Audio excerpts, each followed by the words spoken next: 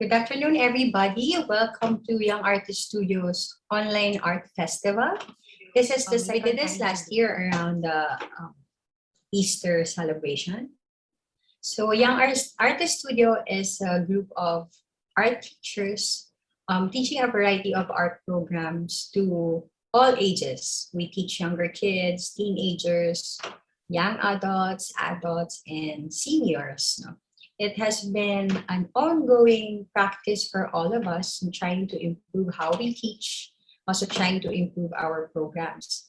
And along the way, we realized that the main reason for us to do this is actually because it helps us cope in any situation, to heal ourselves whenever we feel disappointments, pains, heartaches, or challenges like what we all experience now in the pandemic. In 2 years in this pandemic, we feel like, as always, and as we began this journey thriving in the pandemic, we introduce art as a tool to keep your balance, to stay afloat and be grounded in the everyday and stay in the moment. So back in March 2020, the start of lockdown, we introduced the online art workshops and then the lockdown art project to encourage people to get a pen and paper and to just start creating. So 2 years after that, we realized that it is really still the campaign that we want to offer to you. So for this celebration of the Arts Month, this February, the National Arts Month, our theme is art and healing. This will also be the theme that we will be adapting for the next months during the summer season. We center around art and healing because it's a very crucial in not only in our practice, but also in living our lives as peacefully and happily as possible. So for today and on Sunday, the next Sunday, we have a lineup of workshops that the teachers specifically prepared for all of you. Again, the theme will be art therapy, but the specific subjects are painting landscapes and watercolor, painting fauna and gouache, digital drawing anime character for today. And then for next Sunday, it will be drawing animals in whimsical style, coloring fishes in colored pencil, drawing digital and metal art. But first off, I want to share that I'm very proud of this group of teachers who are very dedicated in giving and sharing art education to everybody aspiring to create. Pre-pandemic, while in the pandemic, and I'm very sure even after the pandemic, this team will continue to grow and improve and try to share with you everything that we have learned and are still learning in terms of art education. So for today, we will be joined by Teacher Oliver, Teacher Jade, and Teacher Dodie. The first session from 1 o'clock to 2 o'clock, we're kind of a little late, but we'll adjust a little the time. We'll be learning painting landscape and watercolor with Teacher Oliver. Teacher Oliver has been teaching with Young Artist Studio for, I think, 6 years now, but he has been teaching for decades. He also is a practicing artist specializing in oil painting and drawing. And then Teacher Jade, who will be sharing painting fauna and gouache later, is also a long-term teacher of Young Artist Studio and also does all her wonderful graphic design. She has experience organizing exhibitions. She has museum work experience too, and is also a practicing artist. For the last session, which will be drawing digital anime character with Teacher Dodie. Teacher Dodie is a new addition to the growing team of Young Artist Studio.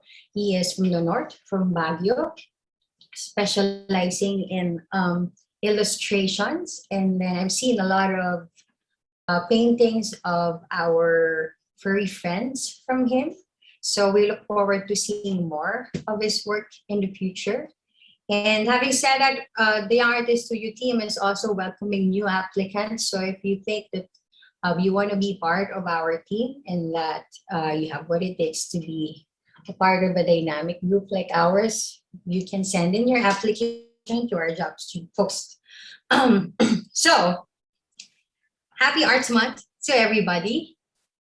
This will mark the beginning of our celebration. Again, there will be another set of workshops next Sunday. Please do invite your friends to join us. And then we also will be launching this month our summer workshop season. I guess we all will still be doing it online, but we all hope that we can see each other face to face in the coming months soon. But let us assume that everything will happen online. And just like what you will witness today in our workshops, the Young Artist Studio team will always try our best to make it fun for you, engaging, and also welcoming of your questions. So as we go along the workshop, if you have questions, you can type in your comments or questions in the comment box. Please refrain from sending us direct messages today because we won't be able to see it. So just drop in your comments or questions. You can ask anytime. For more about our workshops and what we do, what we've done in the past, you can look at our website. It's www.youngartiststudio.com and also this Facebook page. So without further ado, let me introduce to you our first workshop facilitator, Teacher Oliver Ramos. Hi, Teacher Oliver. Hello, hello. Hello, hello. Are we ready for our watercolor session today? Yeah. I'll be showing my paper na lang a little later, ha? Yeah. Okay. We're good. Okay, so everyone ready with your paper, your pen, your brush, and your watercolor, and of course a cup of water and tissue if you may. So let's begin, Teacher Oliver. Happy Arts Month to everyone.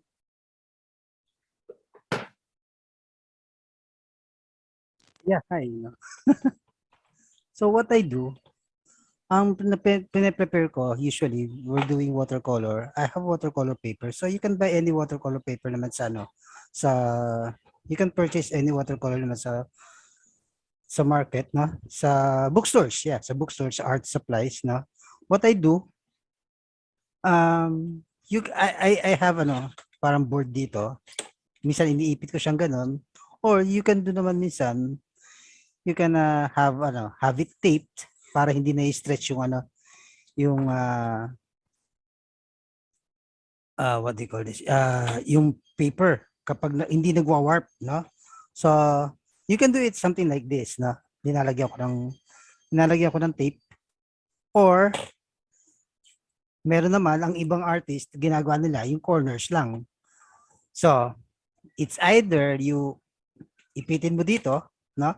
Sa clipboard, or meron kang tape. Yung ibang artist ginagawa nila yung four corners. Some artists do all sides. Whichever is comfortable with sa'yo is okay lang naman. But this is a lot more advisable, no? Yung naka-tape yung all edges, no? What I'll do, I'll tape all edges. This will just take a short while lang naman. Yeah, okay. So yeah, sa watercolor lang naman to, no? So especially kung paper, no? So let's see. Yeah, we're good at that. And then you need to prepare din sa mga nagwa-watercolor. Watercolor comes in tubes and pans, no? What I have here, pan, no? Advertise ko pa, no? I have here a prang, no? It comes in pans. So, kapag sinabing pan, yeah. So, meron siyang ganyan na lagi siya. Actually, I like this brand kasi I can buy a refill of this, no? from shoutout sa Jovir. Okay, parang ganun. So, I can buy refill kasi nito. Ang daming promotion, Teacher Oliver. I can't it's in eh. Anyway, anyway, so yan yung ginagamit ko. Now, there are various techniques naman sa watercolor. Thing is, yung isa sa mga ginagamit ko usually brush. So meron kang nylon, meron kang sable. Ito malambot na to, no? Nabibili ko sa isang kilalang bookstore. Sa isang kilalang bookstore. Tapos yung techniques, maraming techniques sa watercolor. For now, we can settle with a few that are usually ginagamit. Yung most common na techniques, no? Start lang ako, no? So, choose na lang ako ng kulay. Ngayon, kaya siya sinabing watercolor, make sure gumamit ng water. So, mahalaga siya. Techniques pa lang to, ha? So, if you have your water na, so yeah, flat wash, no? So meron kang flat wash diyan. Kapag sinabing flat wash, generally yung area na linagyan mo ng paint ay even yung pagkakalapat ng generally even yung paint. You can have we will also be doing something like this later, no? Paint, water, generally water tong part na to, no? So yung some artists calls this gradient, no? Nag-gradate yung paint, no? So you're familiar with this kasi madalas mong makita to kung nagpipinta ka. Then you have that wet on wet technique, no?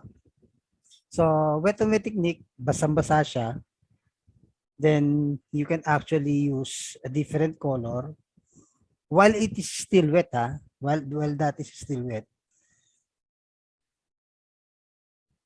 And then yung paint paglapat niya dun sa in different color, paglapat niya dun sa surface nung previous paint na wet pa, it will work on its own, no? So you can have those techniques. Basically, generally ito yung yung madalas na ginagamit, no? Now, sabi namin magka-landscape kami ngayon, no? So I was thinking of doing some trees. So paano yung tree? Yung tree, kapag magpipinta ka, kapag nagpipinta ako,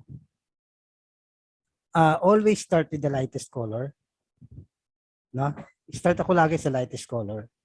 So, halimbawa, tree. So, ano yung general color sa tree? Green, and then what comprises green? Yellow, green, blue, green. So, doon lang sa family na yon. So, halimbawa, gawa ko ng puno. Usapan natin kanina, wash no? So, i-wash ko muna siya.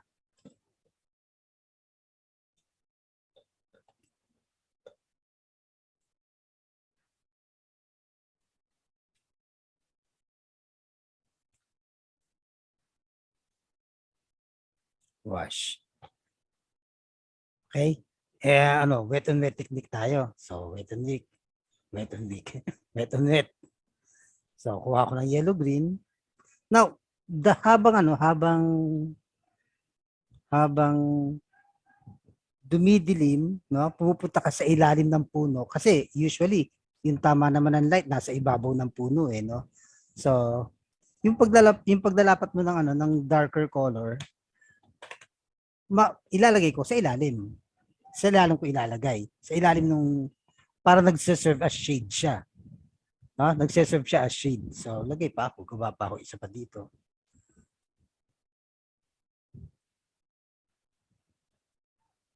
Now, the thing with watercolor, kaya siya maganda, if kung mapapansin mo, if you're gonna go to art schools, no?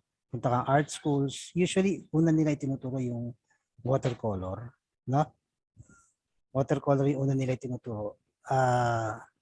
Even in art workshops, it's common na watercolor yung una nila itinuturo. Kapag painting unless i-request ni student, no, na I'd like to do something like oil and acrylic, no, or gouache or tempera. So kahit anong ang kagandahan sa watercolor, hindi siya yung paint na itinuturo niya ang maraming discipline dun sa artist. No? Marami siya tinuturong discipline sa artist. Particularly for this one, no? I have to wait for for this to dry. So una niya ituturo yung patience, no? Sa patience. Now, if you'd like to do wet and wet, so nag-wet and wet na tayo. I let that dry, no? Maraming klase ng puno sa sa paggawa ng sa watercolor, no? Actually in other paints also, in other mediums also. Maraming style ng puno, maraming paraan kung paano gumawa ng puno. I'm using brown, no? This is a smaller brush.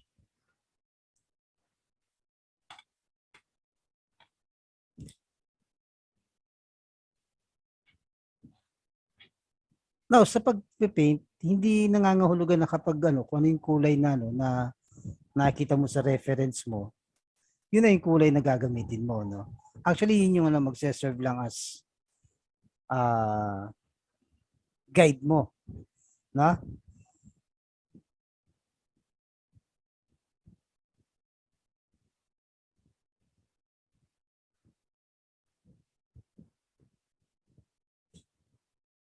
Ang isa pa maganda sa watercolor, minsan kapag nagle-layer ka ng kulay. So, na-enjoy ko yun.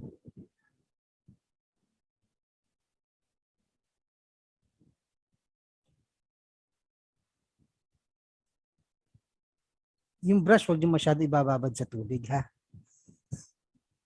Na isa sa mga dahilan kung ba't madaling masira yung brush mo. Basa pa siya. Okay, basa pa siya. So, ang mangyayari, pwede mo siyang i-darken later, no? I'm good with this, no? I'm good with this. So, pwede kang maggumawa ng iba pa, gawa ka ng ibang puno. Yung mga, usually ito yung ganito yung oval, no? Mga oval na puno. Merong mga round na puno. Round. Kapag round, yung parang puno ng mangga. No? Parang puno ng mangga. Yan, round. Yan. So you get yung shape kaagad ng tree. That's what I do, no? Kunin ko agad yung shape ng tree.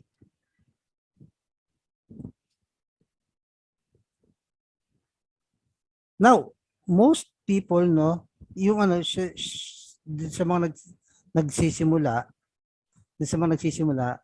hesitant silang gumamit ng tubig. So I advise you to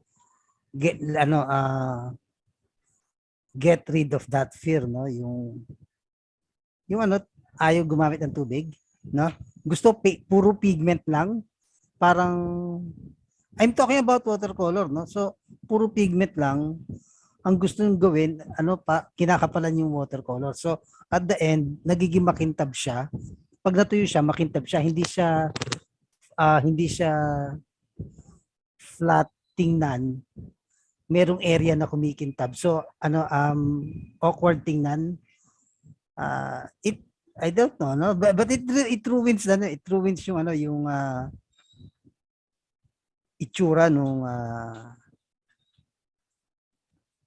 nung painting, no? So yeah. So meron kang round. Usually, tapos yung yung mga paborito ng mga bata, no? They do palm, no? Palm, nasa yung palm natin to. So Hindi ako mahilig mag ano mag ang tawag dito. Magpalit ng ano ng tubig, no? I'm not particular to changing water. I like it more the more na nag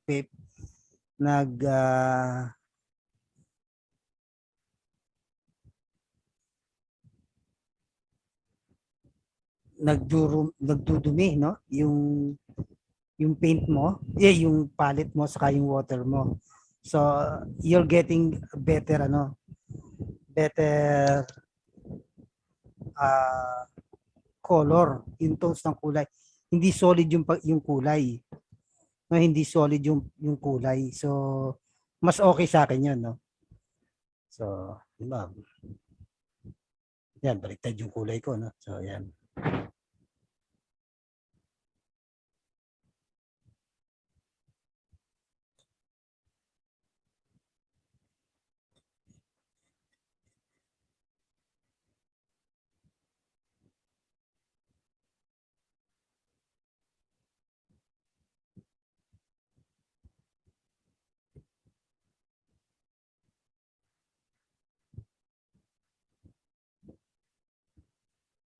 So tubig lang talaga ginagamit mo, no? Wag ka mag-aalala kung malabo siya. Actually that's the character of watercolor. Eventually, as sabi ko nga kanina, yung discipline ng watercolor, iba't iba.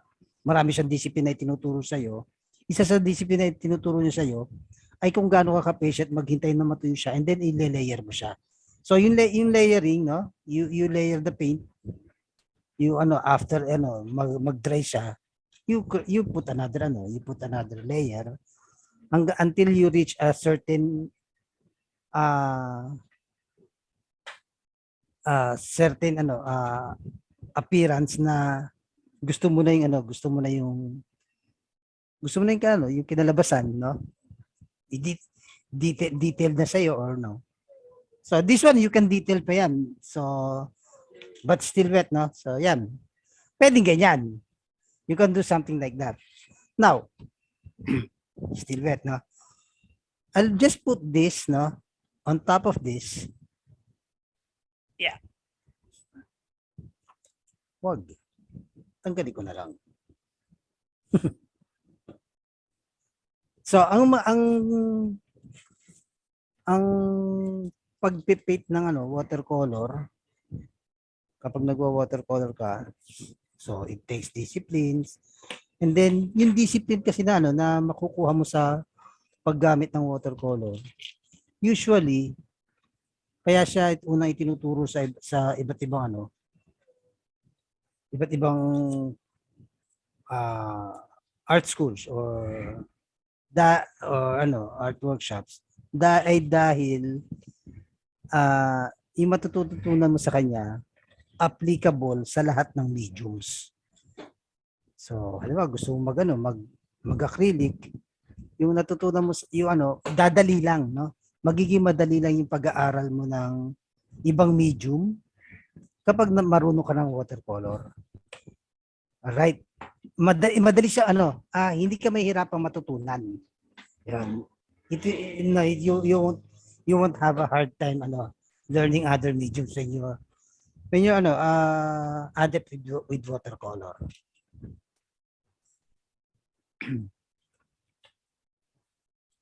So gawa ko ng landscape, no?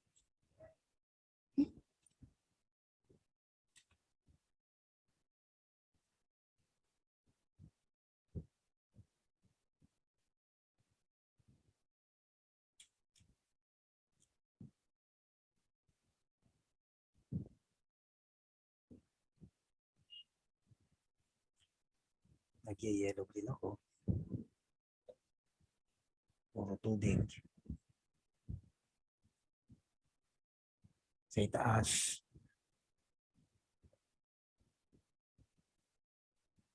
Tubig lang. So, water lang yan.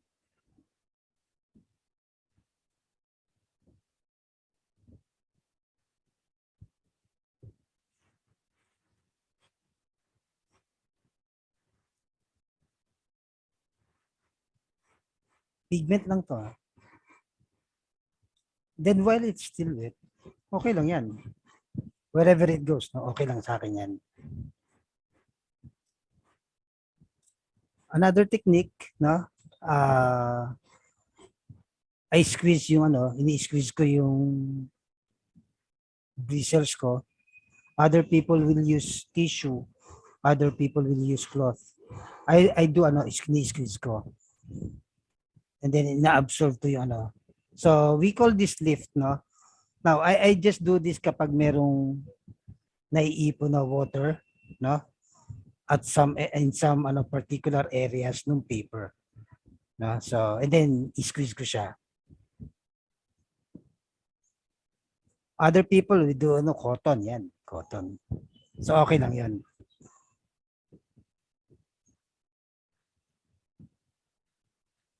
So we're on a wash technique.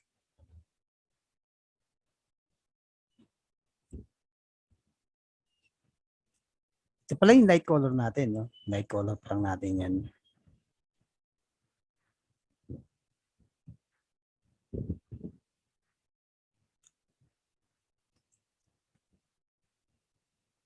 Now, you might say, Oliver, masyado ka yata mabilis. Or Oliver, masyado ka mabagal. Now, yung speed kasi, there are techniques in watercolor, no, that will require your speed. There are also techniques na reverse naman that will require you to be patient and let it dry, no.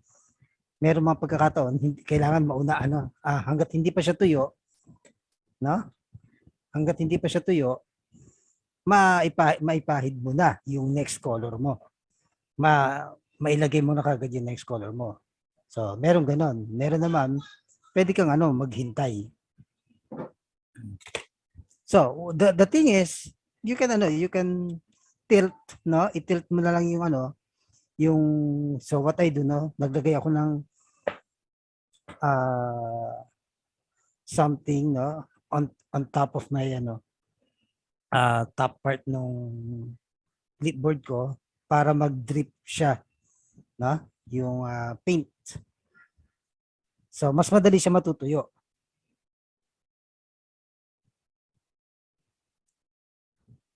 But then, hindi ko naman hahabulin lahat ng I'm not after this mag-dry naman siya sa lahat.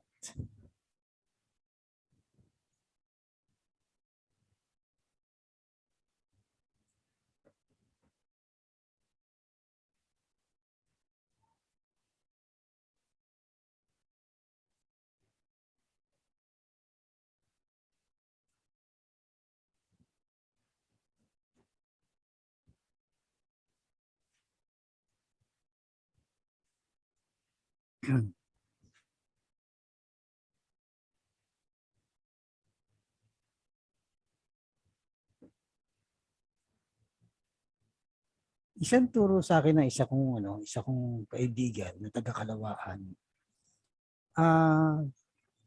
Gumamit ka ng medyo mapupula. Naka-contrast, no? Dun sa kulay na ginagamit mo, especially sa green, no? Gumamit ka ng medyo orange, mapula, burnt amber, no? Para lang i-diffuse yung pagka-asim nung green. Yun ang sabi ng Actually, totoo yun, no? Akala minsan natin, kapag sinabing puno, ang kukunin niya kagad na paint, lahat ng green, no? Lahat ng green. So, hindi ganun yun, no? So, you are allowed to use other colors, no? Kapag dinapitan mo naman yung puno, makikita mo na varied yung kulay na nandun. So, what will another thing na itinuturo ng watercolor sa'yo ay maging observant, no? So, you will have to observe these things, no? Lalo na kapag may reference ka. So, you will have to observe these things and it will make you more observant, ha? It will make you more observant kapag nagpipinta ka at then meron kang mga references. Actual, lalo na actual yung references mo, no?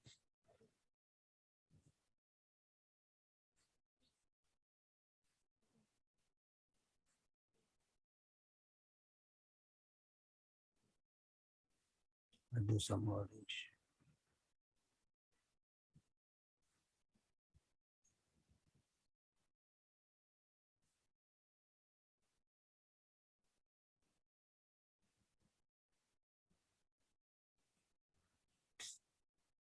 Now, paano kapag kapag dark yung area? Siyempre, kapag dark, hindi ako gumagamit ng itim kapag painting, no? Hindi ako gumagamit ng itim. Ang ginagamit ko yung brown, tapos ihinahalo ko siya sa blue o kaya sa purple para makagawa ako ng madilim na tone. Na. So, kumuha ako ng brown yan, brown. Tapos hinahalo ko siya sa sa kulay. Nahalo ko siya sa kulay. Tapos yun ang gagamitin kong pan-dark ko. Mga shades.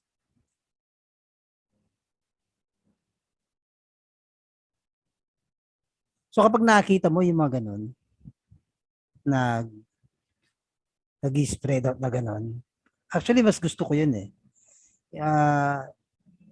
Yun yung character ng wet on wet. Yung ang tawag, may tawag yata doon parang happy accidents, no? So meron kang happy accidents na maganda yung effect, no? So yan. These are effects na ma-achieve mo kapag sa watercolor, ma-achieve sa watercolor.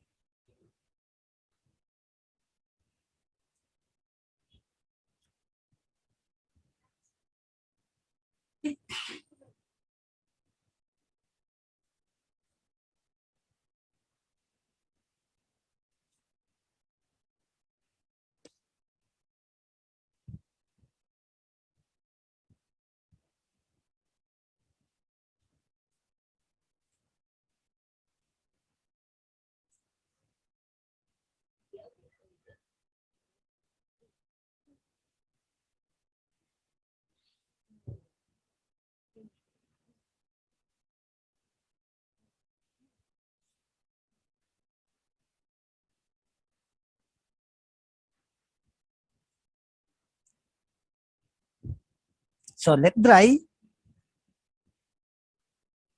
Let dry, laging let dry.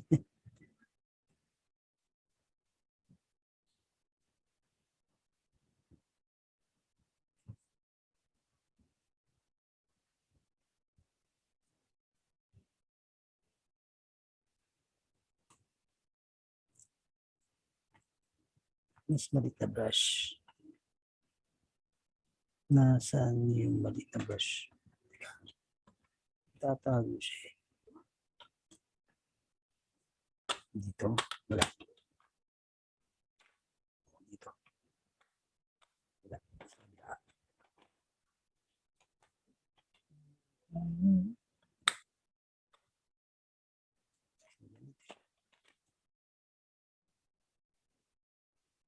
Yun. Kiyo.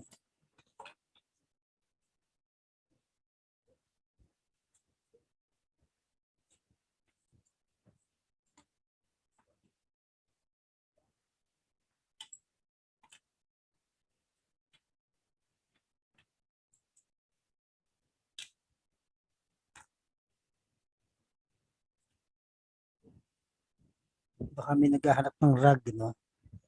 Oliver, di ka gumagamit ng rug? Gumagamit. Minsan. Okay. So, ito na yung mga dahon ko. Yan yung dahon ko. No? And then, kung napansin nyo kanina, so ito, nag-serve siya as sky ko. And then this will be yung mga dahon. Ang pinaka-detail mo, yung mga sharp parts. Particularly yung mga branches.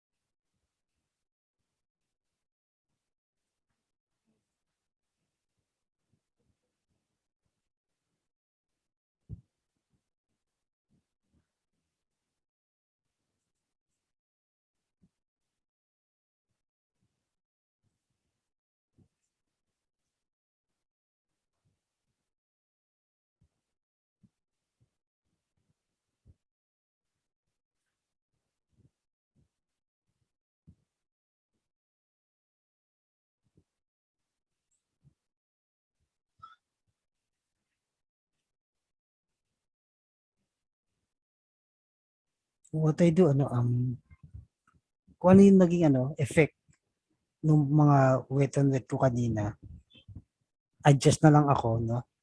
I adjust. So, gagamitin mo siya in your favor.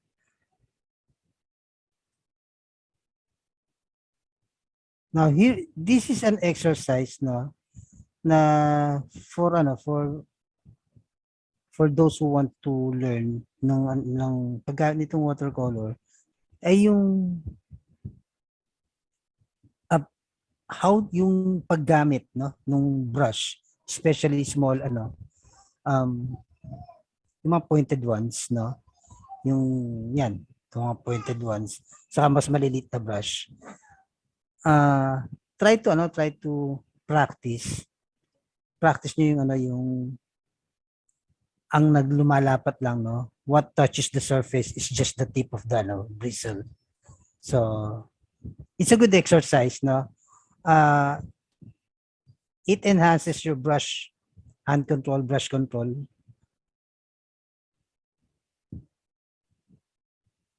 Unlike some people kasi would do it yung brush nakalapat ka agad, diretso, nakagano, lapat na lapat. So that destroys your brush easily. So I would advise not to for those people to avoid that.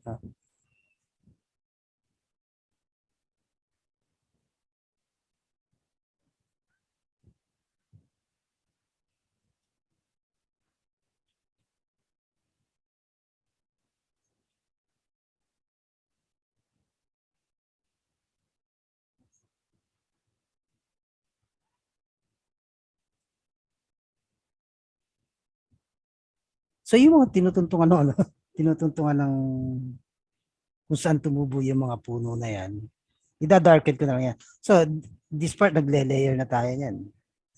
So nagle-lessen ka lang ng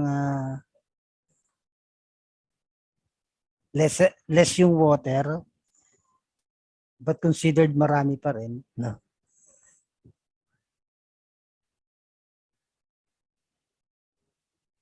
That part, kapag yung minsan, pagpahid mo ng brush, pagpahid mo ng ng paint, and then there's part na parang dry, I'll do it again. Yung part na yan, So, that's a dry technique, That's a dry technique. And it's okay lang, So, pa-accidental yung dating niya. And it's good. It looks good for me,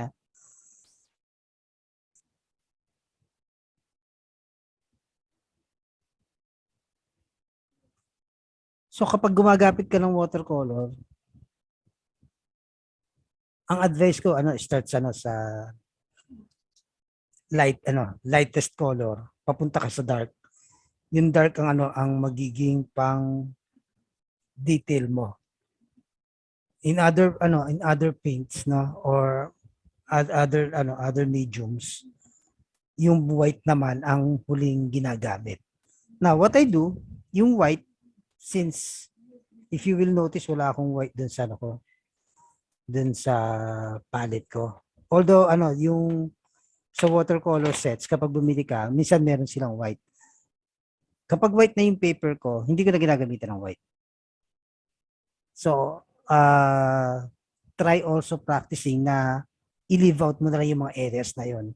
So, halimbawa, yung mga light colors na yon, leave out mo na lang siya. It's it enhances your creativity, na napapalago niya yung creativity mo. Kung kailan, at saka yung yung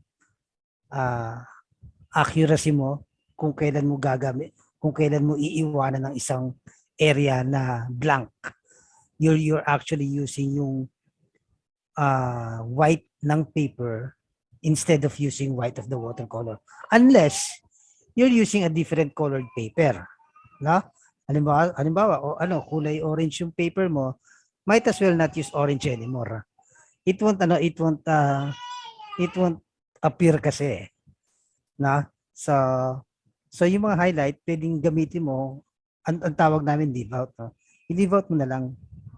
So, yan.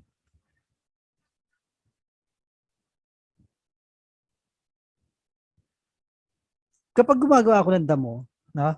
Depende kung malapit o malayo, no? So, halimbawa, nasa foreground,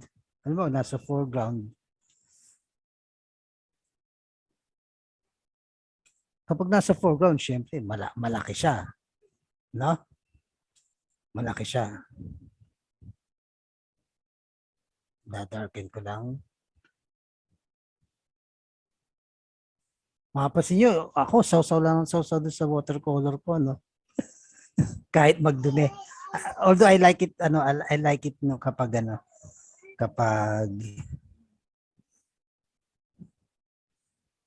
kapag ganyan, mas nakukuha ko yung, yung, hindi ako masyadong nagwo-worry doon sa watercolor, sa paghahalo ng kulay niya. So, hindi ko masyado siyang wino-worry. So, kapag foreground, lalaki mo yung, yung dahon, no? Pero kapag maliliit, habang lumalayo ka, no, malayo ka, do it na, yung pinakamalit mo na, na brush. So, meron sila 0, 0, 1, no? And then yung paggawa ng damo, grass, one stroke at a time, no? One stroke at a time. Hindi one stroke at a time. Yung ginawa ko kanina. So, let's say that represents grass. Pero that will represent grass as blurry lang, no? Na hindi walang detail. But if you want to do a detail, try doing it yung one stroke at a time, and then you're going to create a lot.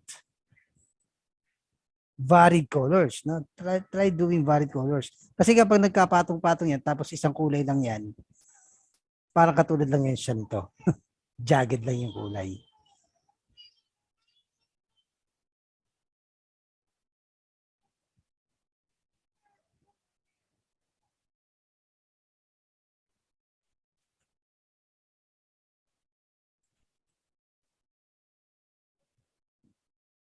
Kapag malaki naman, so malaki.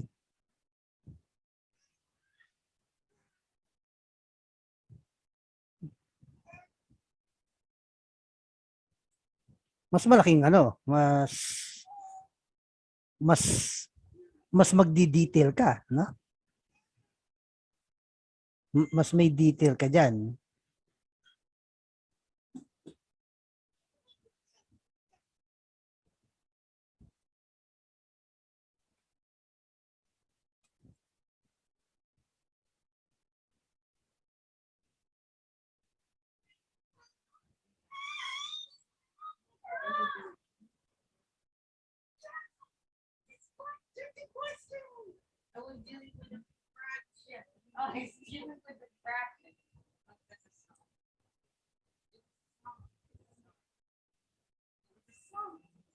So, ganyan.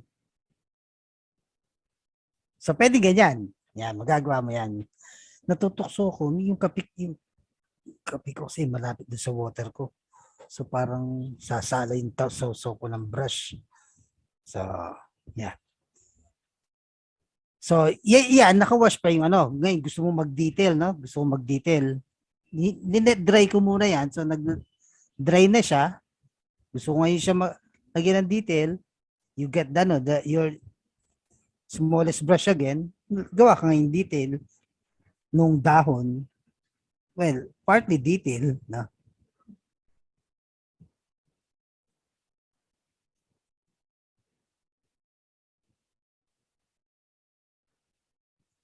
Ang yung paglalagay ng shade, dun sa areas, no, hanapin mo yung mga light area, then consider that as the part na tinatamaan ng liwanag. So, ngayon, yung mga part na madidilim, dito ka magfo-focus. Kanina, ganyan lang ang itsura niya kasi naka-wet on wet technique tayo.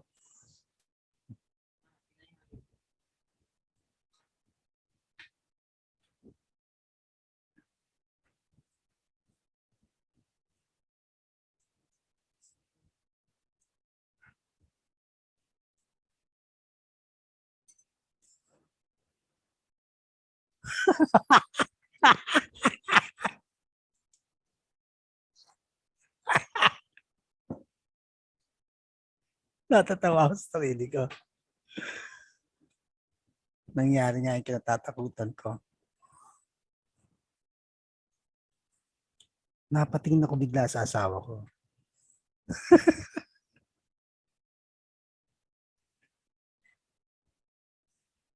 So, huwag niyo akong gagayahin, ha?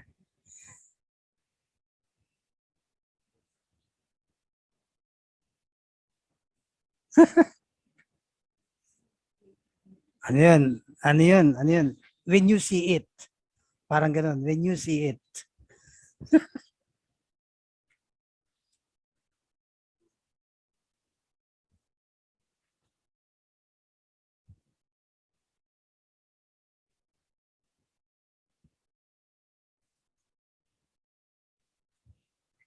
Yeah, good.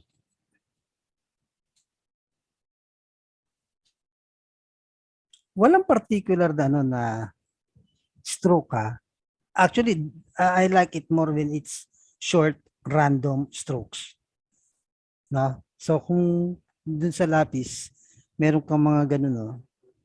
Squiggles, no? That is applicable here. No? So, meron kang lines, that is also applicable here. So, okay lang yan.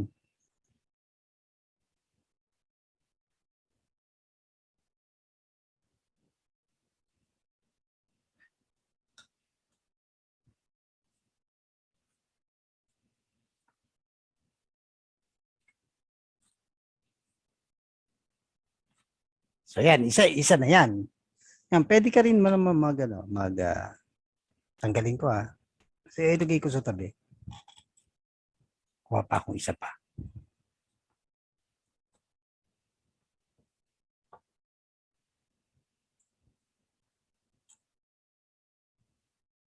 Meron akong na-enjoy na na ulit-ulitin lately na para sort of style.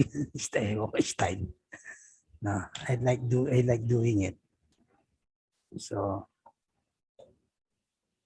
water.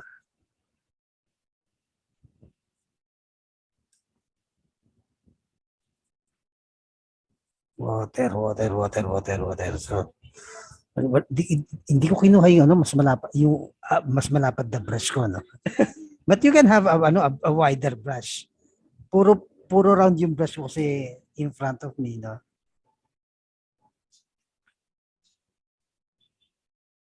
Then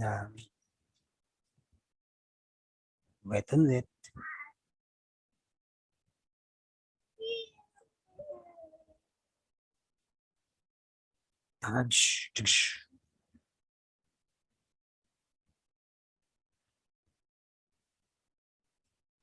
Tapos lagyan ko ng pakiramdam ko tinatawanan ako ni Carol kung nakita niya yun, eh.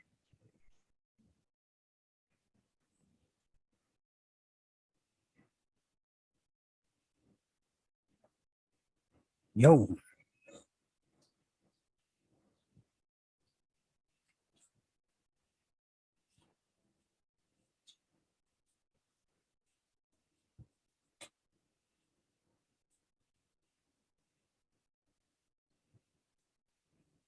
Tapos dito sa baba,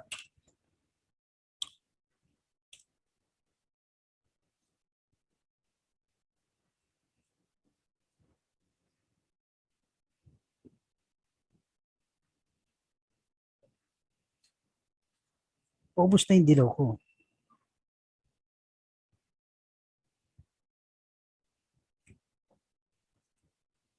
So again, maghihintay ka matuyo. Ngayon, kung naiinip naman ako getting to quicken the pace nung pagpapa-dry, you can lift, no? Dinilift mo yung mga areas na merong sort of watery, no?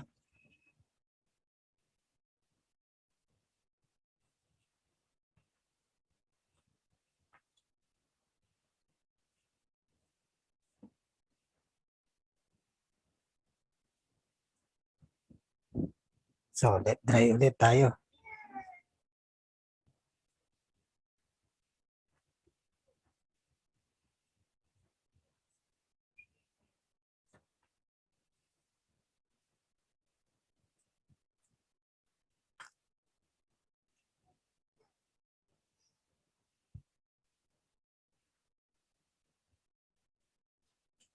This part, I think, mas maganda to kung lagyan ko na lang bulubundukin.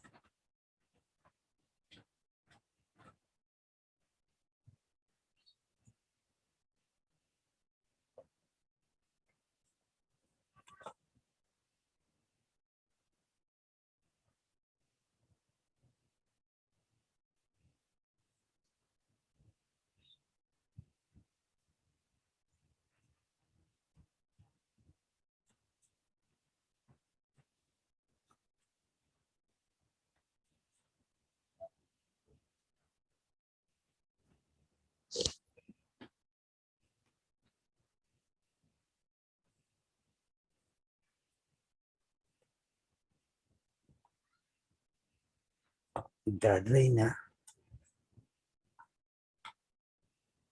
This one, I enjoyed this exercise lately, no? Kasi puro siya layer eh.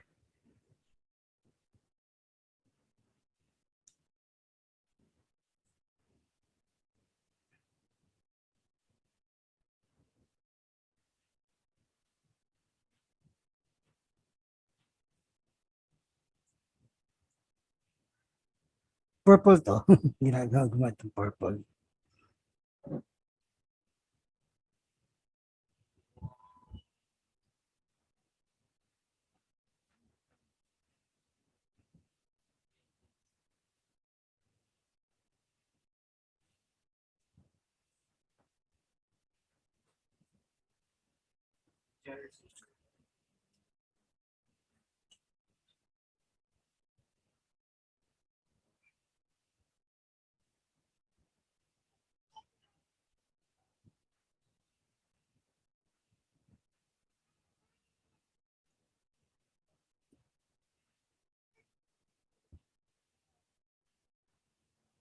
Baka matro mo. Oliver, nag-sketch ka ba? Oo naman. No. But for these occasions, I don't really I don't really ask for for a pencil kagad, no?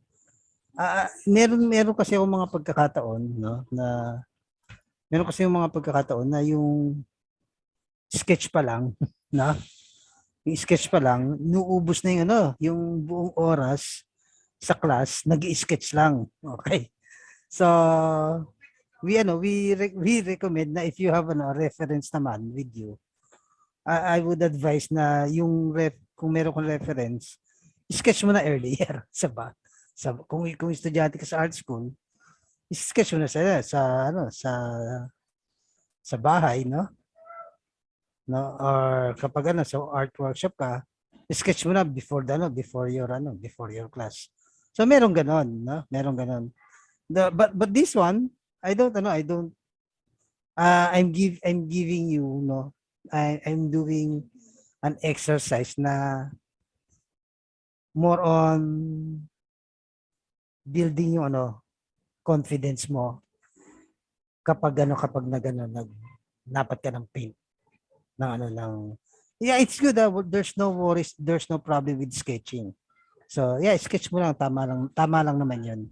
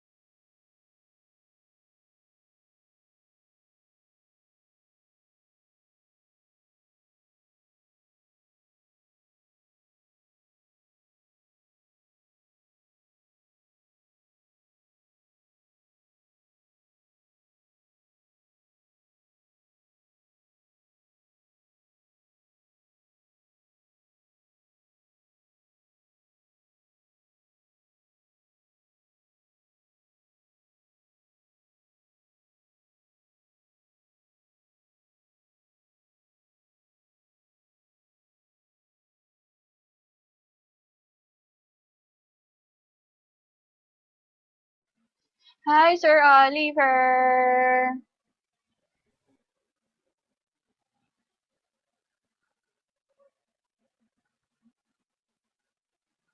Sir,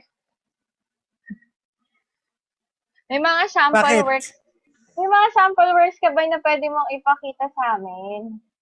Ng gouache? Gouache? Opo. Watercolor? Watercolor. Ay, sorry, gouache pala. Ako pala yung gouache, no? Sorry. Watercolor. Watercolor? Yes, sir. Parang ganito? Opo. Kahit ano pa mga watercolors na Sige. artwork. Sige, di halimbawa, nagpapatuyo ako ng ano, no? Nagpapatuyo ako ng parang ganyan. So, ganyan ang gumawa na, ano, ng dahon, no? Ng puno. No? Well, you can do an exercise na one color lang. I like doing this, no? Ayun, monochromatic na, sir. Very dramatic kasi siya pag pag landscape. Wow, dramatic. Oo, dramatic yan kapag monochromatic. Sige, may drama na nga. Okay. So, may drama. Okay. So, yan, may drama siya. Yan lang yung mga abot ko ngayon, ha. Yan lang abot ko. Ayun, abot mo. Ganda abot nga yan, Ito naman watercolor. Now, kapag ito, didiliman ko siya, layer ko siya. So, sabi ko, kapag nagdidilim ako, ginagamit ko brown, no? Tapos, pili na lang ako sa blue o kaya purple, no? Tapos, sila yung ginagamit ko as black.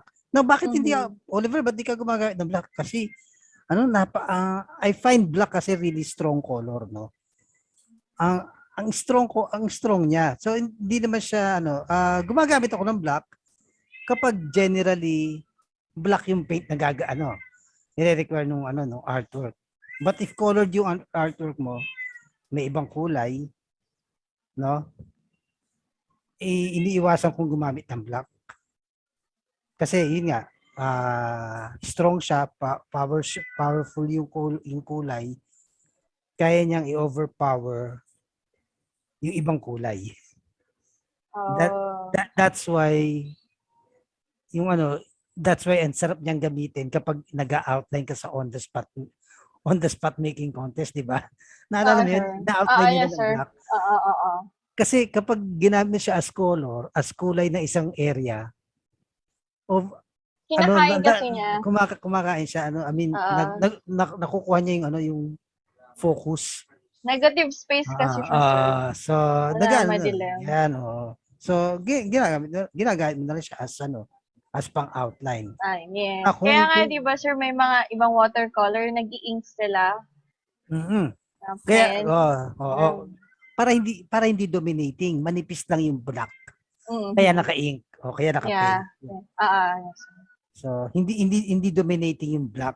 So, iniiwasan mo yun. Halimbawa, ang gusto mong ipakita isang buong papel, tapos unless it's a focal point, no? But if you are painting a whole paper, so and then you want to show yung papel, yung drawing, so yan. Ayan, yes. Tama. So, sir, di ba pag nag-i-ink din, it's either before or after pwede siya, diba? Pag nag-i-ink. Helen, tanong mo ulit. Yung pag nag-i-ink ka ng mga, ng landscape, usually for watercolor, pwede rin kasing before or after siya, diba? Merong depende yan doon sa ink na gagamitin mo. Meron kasi merong water-based na ink. Maganda yung effect niya kapag nabasa ng tubig. Meron namang mga artist na hindi water-based yung ink. No, kapag lumapat na yung ink, kapit na siya. Kahit mabasa siya ng water, hindi siya mag-spread out. Yes, sir. Yes, sir. Yun niya. Yeah, so depende yun sa effect na gusto ng artist. So kung gusto ng artist na nag-spread out yung ink na humahalo dun sa kulay, pwede yung water-based na ink. Ngayon, kung gusto niya yung ano, as outline, yung gagamitin niya yung ano, yung ink as an outline. Let me see kung mayroong akong ink dito. Kunyari Ayan, lang, sir. Kunwari, kunyari lang may lalagyan mo ink ng ako. ink. Kunyari Ayan. may ink ako, no? Teka, naku. Oo. Yan, napahanap tuloy ako bigla ako ng ano. Ayan, Hinahanap mo sir. bigla ako ng ink, no? So, halimbawa, mag-i-ink ako. Ano ba na-i-ink ko dito sa mga ginawa ko ngayon? So, mag-i-ink ako. So, kailangan ko lang, maliliit lang, no? Ang ginagamit mo ngayon, ako, medyo malaki to, 0.6, no? Ayan. Ayan na pala. Ako nakasama na pala ako sa screen. Hi, magandang hapon sa lahat. Kasi ako ang next kay Sir Oliver. Kasama na rin kita kanina sa boses, eh. Ayan. Yun na yung naririnig niya nagtatanong kay Sir Oliver. So, I'm Teacher Jade. Hi, guys. So, ayan. Pa-shout out naman kay Baby Tonyo. Hi, Tonyo. Nanonood daw si Tonyo, sir. Pinapanood ko niya mag-watercolor. So yun, minimal Saka kay, lang yun, no? kay Sir JB at saka kay Ma'am Reg. Hi po. Ayan. So, Ngayon, ayan yung kapag gagamit ka ng ink, no? ink. Kapag gagamit ka ng ink, sa akin, You have to really wait to dry, di ba? Oo, let dry, and then yung paghawak ng ink, ng ano, ng pen, no? Yeah. There's unless it's your, yun ang gusto mong gawing style, no? So kapag drawing pen, kapag ginamit mo siya nakatagilid, no? Hindi siya nagsusulat. Well, putol yung ano mo, unless that's Putol. that's the style you like, no? But if you like a continuous line, naka-upright yung pen mo. No? So yes, sir. So a lot of people have are worrying on bakit ganun, naubos yung ink, no? Teacher Oliver, hindi napuputol yung ink kasi itagilid mo yung i-upright yung pen mo.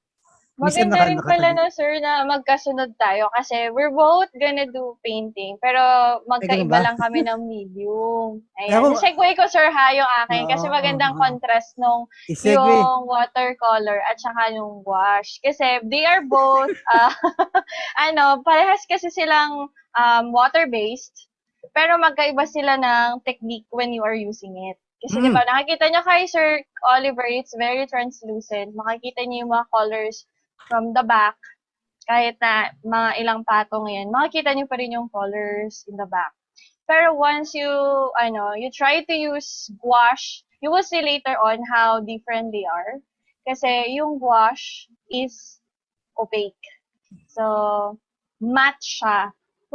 Parang ang tatlong water-based kasi yan. So, meron tayong watercolor, gouache, saka acrylic. Ayun, di ba? Yung acrylic naman kasi pag nag-dry siya, para siyang plastic. Or ang gouache, pag nag-dry siya, para siyang matte.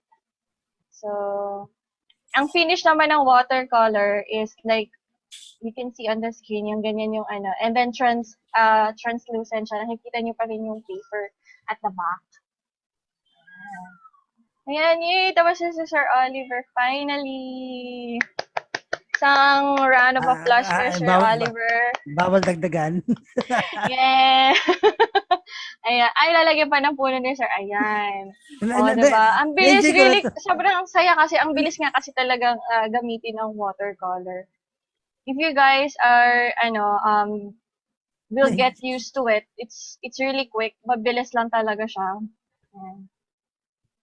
Tapusin. Ayan. Nalagay pa na. Pwede talagang patong-patong din ng watercolor. Oh. Okay. At ako yung drama ni Sir. Kasi landscape for me is drama. It's kind of like medyo romantic siyang tignan. And then relaxing sa mata. Ayan, hirap kapag romantic tapos February. Diba? Ayun na. Ayan. Kunyari may food mo ako. So, ang medium na ginamit ko ngayon, watercolor, saka coffee. Coffee. Oo nga, pwedeng gamitin ang coffee for like watercolor. Bawal panoorin Yung, yung replay. yung replay, bakit? kasi medium yung coffee. Joke. Okay, yeah. Panoorin nyo. Sa mga mga hindi sa mga just nag-tune in lang ngayon. So panoorin nyo. Yeah. Later yan. Yeah, I'm good na with this, no? I'm good. Yeah. Pa ba ako ibang watercolor? So, This one, sobrang related kami ng work ni Sir. Kasi sa kanya, landscape, so mga leaves, ayan na. So, ako naman, papasok ako, doing fauna, so mga dahon, parang mga, ganito. mga plantita, ganyan. Ay, lahat pala, di ko na ginawa yan. Ayan. Yeah. So, ayan, flower sample pa pala si Sir ng works niya. So, as you can see, meron na akong prepared palette. Ayan. Kasi yung kay Sir, yan, yung watercolor kasi meron na talaga siyang like set of colors. For gouache, meron ding mga set of colors na ganito. So, naka-tubes. But then, minsan bitin sila. So, meron akong ganitong colors. Like for example, white. Kasi siya yung mabilis maubos. So, ginagamit ko din yung white to add um, color to my palette. So, pag nagmi-mix. So, later on, turo ko sa inyo kung paano ano yung mga colors niya. So, okay na, Sir Oliver? Go! Ako Go. bahala Thank you, sa'yo. sir. Maraming salamat sa Thank inyo. you. So, ayan guys. Hello. So, before we start, so parang what I'm gonna do is like yung mga plants that you always see outside, yung mga naka-plant na nakalagay sa mga paso.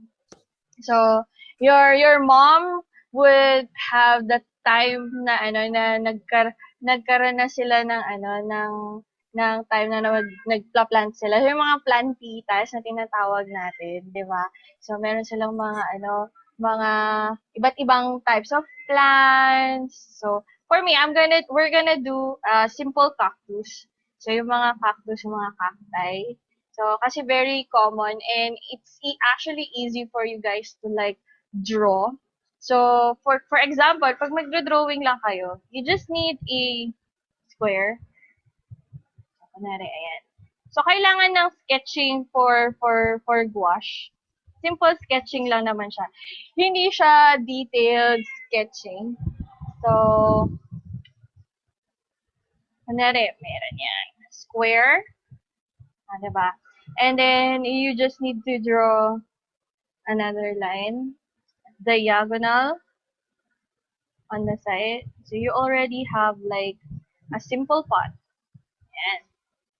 So, for those who want to do simple sketching, ito yon. And then, there are different shapes for doing cactus.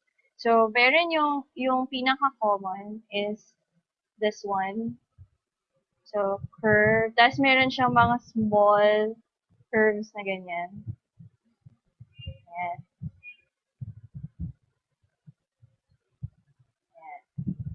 That, as simple as that, is already a good sketch. So, i-erase nyo lang yung mga extra lines nyo, your guidelines in doing the pot. And then, there you have it. So, pag nag-sketch kayo for painting, it doesn't have to be very detailed. Okay? Kasi, when you put your sketching too much in time, nakain kasi yun ng oras nyo. So, rather than putting too much time in your sketching, it's better to put more time on your mixing and plus yung yung paglalagay ng details afterwards. Kasi sa detail ng painting, dun ka maglalagay ng mas madaming time. So, for example, this one. And then, of course, you need to have color palettes. So, since cactus yung yung gagawin natin, meron akong different shades of green. So, always have different shades. Okay, mix. So, ito pre-mixed ko na siya. So this is green. So for those who have know their primary colors, it's nice to have all your primary colors all together always, and then try to learn how to like mix your own tones. Maganda kasing nag-try ka ng ng iba't ibang mixing ng colors. As long as you have your primary colors, you can actually mix any tones or any color that you want. Okay, so for example, green. So combination siya ng yellow and blue. And then I just add a little bit white to make it lighter. So if you want to make it darker, you just add blue. If you notice, I also don't use black. As a while ago, sabi din ni Sir Oliver, it's better to use colors, dark colors like brown for outlining. You just need to add a little bit of blue or purple to make it darker. Then rather than using black, kasi nga kumakain siya ng attention. And then I also have here white for highlights. And then for background, so background and foregrounding. So usually I pre-mix blue and a little bit of here yellow orange. So laging merong touch of white yung mix of colors ko to look like it pastel-ish yung color niya. And then I have brown here for shadows. And then later on, I would use this set of colors for the path. Okay. So if you want to like learn if the colors that you mix is okay, kunyari tama ba yung pagka-dark niya? Kasi minsan what you see or what you are mixing is not actually gonna be the color when you actually paint it on your paper. So you need to make sure you mix it well. Okay? And then you try to test it on a different paper. So i-test nyo lang if okay ba yung color niya, if it's dark enough later on for your shade, dark shade. And then I have here a mid-tone. So, tatlong shade lang ng green yung gagamitin. Ayan. Kung okay ba yung transition ng color. And then you also have here light green. So, mas madami lang yung white na to. So, compared to what you have from your dark tone to the lightest, mas ang dinadagdag mo lang is like white, yellow, or blue. Just a touch of those colors, just to make it into a different shade. So, once you have your 3 tonal colors, pwede ka nang mag-start mag-paint. Ayan. So, I have here prepared sketch for you guys to see the actual painting.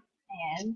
So, meron din tayong iba't ibang types of brush. Meron tayong pointed, meron tayong flat, and then we have a detail brush here. The detail brush later on will be used pag nag-highlight tayo, naglalagay tayo ng small details, ganyan.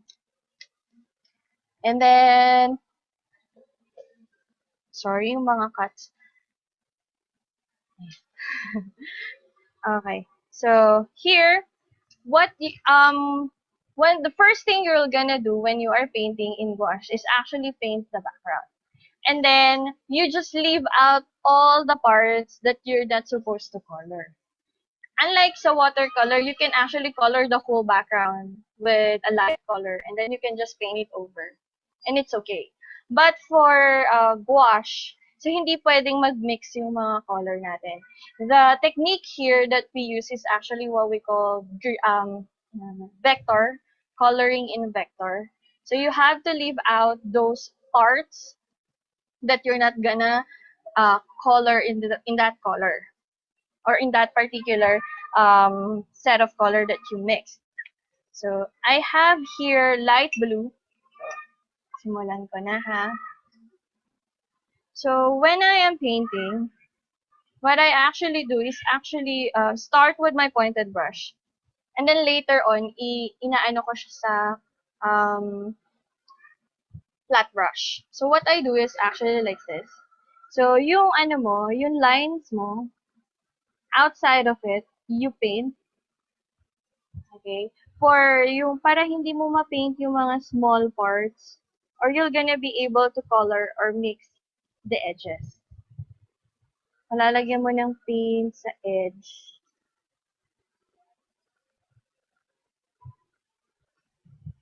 So, ang similarities ni Gouache kay watercolor is that 'di ba parehas silang water-based, and then it also mix together. So, kapag nabasa siya, mabubuhay siya ulit. You can like make it alive again. So, it's the same with watercolor. Once it gets wet, it can be like, you can reuse it again. So, kaya hindi siya nasasayang for me. So, ganito lang siya. Ayan. So, when you do carefully, tapos yung hands nyo pointed, ganyan lang siya. Para mas makuha nyo yung hagod when you are painting.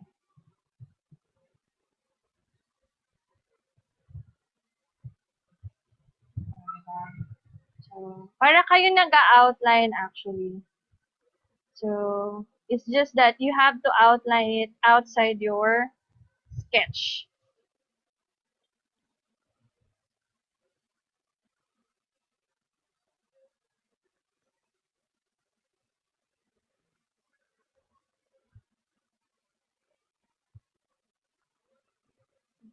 And you just have to do it carefully para hindi malagay dun sa part na hindi nyo dapat i-paint. Yan.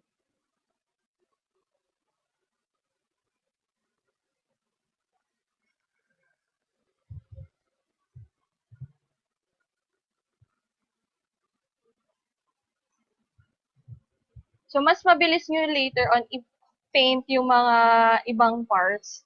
Like, for example, the bigger parts outside your line. Hindi na kayo masyadong mahihirapan dun sa mga edges ng details for your drawing.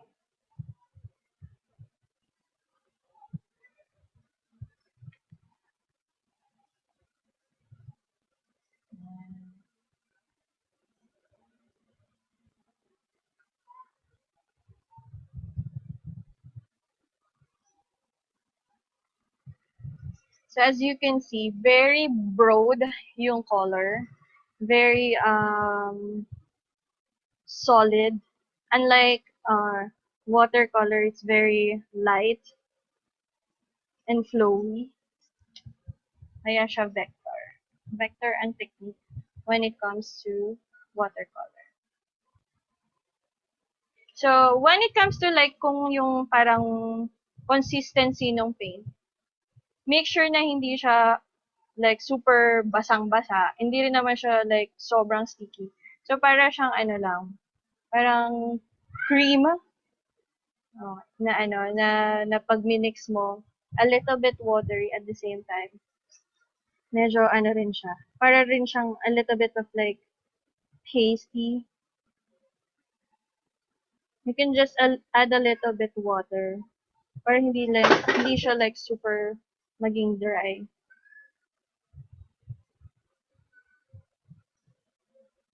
So for the small parts na hindi nyo makolor, you can use smaller brush. But I'm using a pointed brush already. You just have to make sure na ititip nyo lang. Yung dulo lang ng brush yung nagtatouch sa paper para hindi nyo ma-paint yung mga parts. I-green nyo later on. Yan. So I made different shapes of cactus and succulent. So this is a type of succulent. This is a common type of cactus. Nagyan ko din sila ng konting flower. So, if you guys are familiar with Encanto, diba? Merong part dun si Isabella na hilig plantita siya. So, flowers, and then nahilig siya sa mga ibang types of plants like cactus. The reason why people became crazed of cactus because they're not very hard to like alagaan. Kahit once a week mo lang silang diligan, they would actually leave. Kasi ako din meron akong mga plants outside sa terrace. So, mga cactus din ako. And it's actually therapeutic to have small plants beside you that you take care of. So, parang mga little babies mo sila in the morning.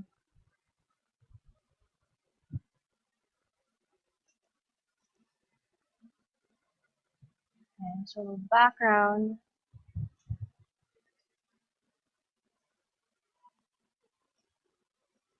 Bibilisan ko ng konti.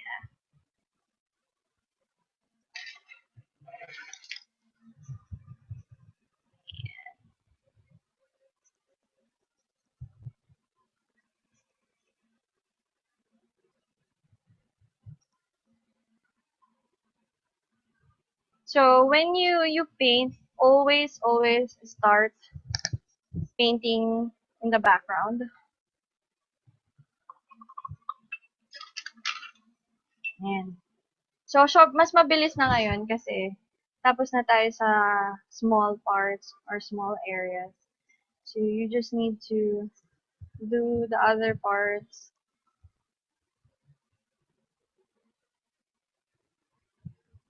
Konti na lang yung detail. So, you can do side to side painting it.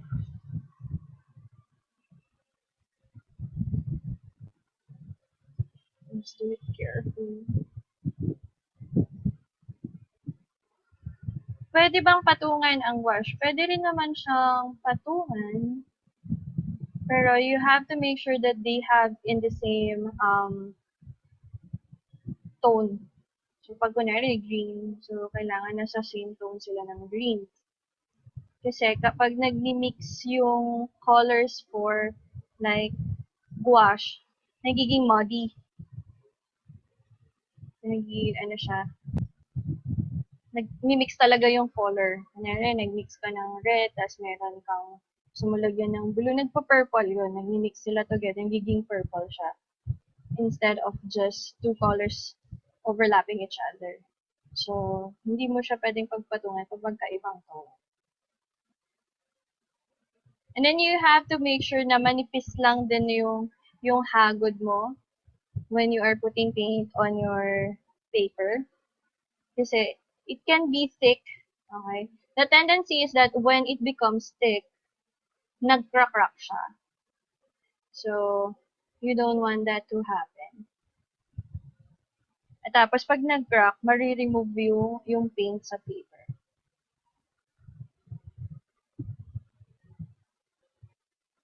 So, pag acrylic, yon hindi siya nag-crack pag acrylic, even though it's thick, tas kahit patong-patong yung paint. It won't crack. So, there you go. So, real quick for the lower part.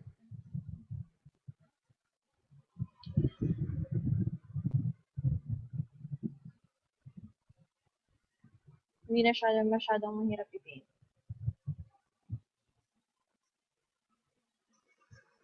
So, I'm gonna leave out also the parts where I will put the shadows. So, kasi 'di ba, iba rin yung shade for the shadows. So, I'm not gonna paint that. Leave out mo din yun for later on when you put the shadows.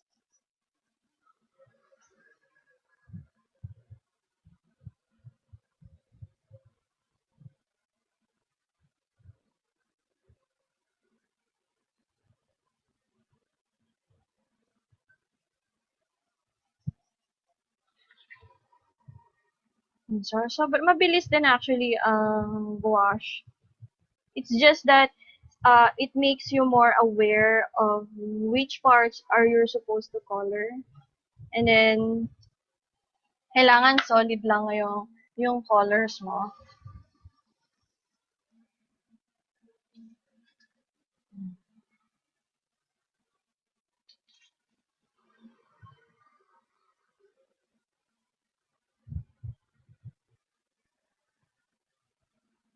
So, pag ganitong nagpipaint ka ng mga vector, ang sarap makinig ng, ng mga music. Like, yung mga soft music lang, like jazz, to be relaxing. So, wala ka masyadong iniisip. Iniisip mo lang, okay, kukulayan ko lang ito ng orange. Tapos, mamaya magko-color ako ng green.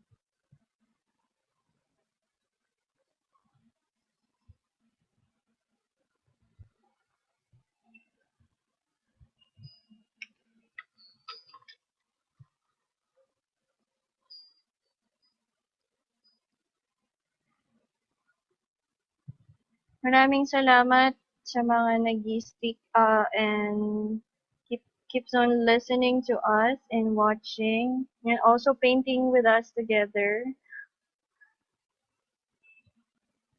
Hope meron kayong natututunan today. Ayan. So, the other part of gouache being a nice to use to paint is that it actually dries really quick. So, mabilis siyang matuyo. So, yun na-paint ko na yung background, it's actually dry already. So, medyo basa lang yung baba. Pero after mga few minutes, tuyo na siya. So, I can actually start painting yung ating cactus. So, what I do is actually start with a middle tone. So, yung mid-tone natin, yun ang una mong gagamitin kasi yun yung biggest part ng cactus. Okay? So, for example, andito yung shadow natin. So, ibig sabihin yung light natin nandito. And then, this is our mid-tone. This is gonna be our highlight in this area. And the dark tone will be in this part later on. So, you color first the middle part. So, ano lang, quick, long stretch of lines.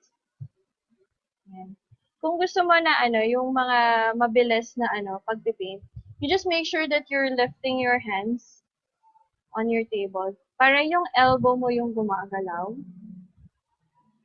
And just your wrist is stable. Ayan. Pag mga long lines.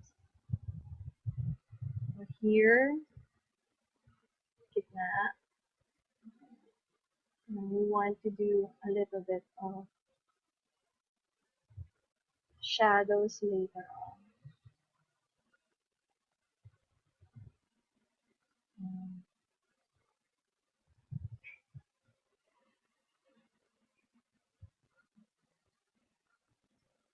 So, if you do gouache, it's a very interesting take to use in painting kasi it's not that messy. And then, you just have to leave out parts. Kasi make you think less. Kasi solid-solid lang yung mga colors niya. So, ayan. And then, here, yung cactus, yung mid-tone.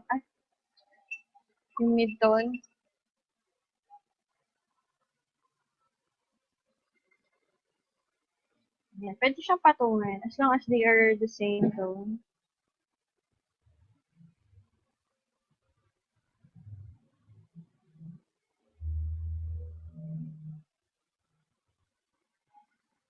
Pag mas maliit, so alalay lang si wrist when you are painting it. Make sure na nakaturo si pointed brush upwards to have an easier control on the brush.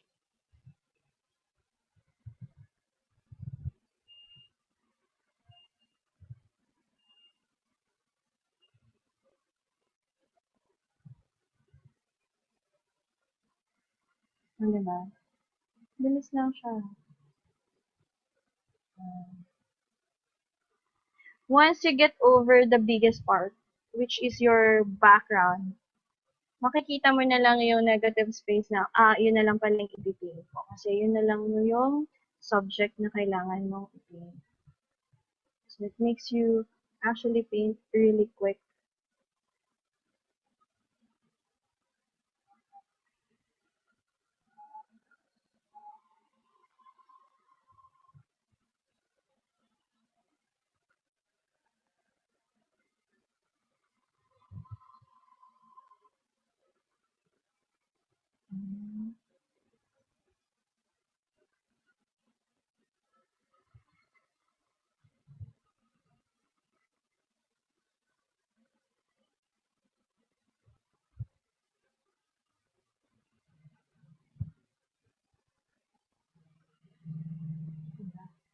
So imagine you are listening to a very soft music while painting this.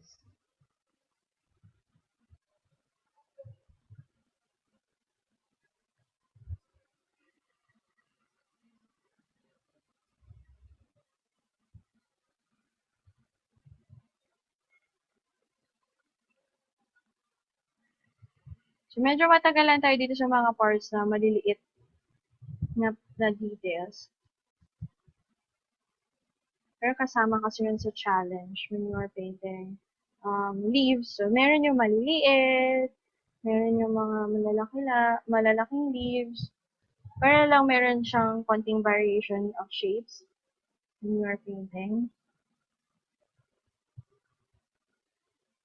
What you can do is like ask your mom to get one plant for you and then i-paint nyo siya. Ganun. For kids. Or even actually you can actually also like do painting together with your mama, tayo, like that. At home if you are not doing anything.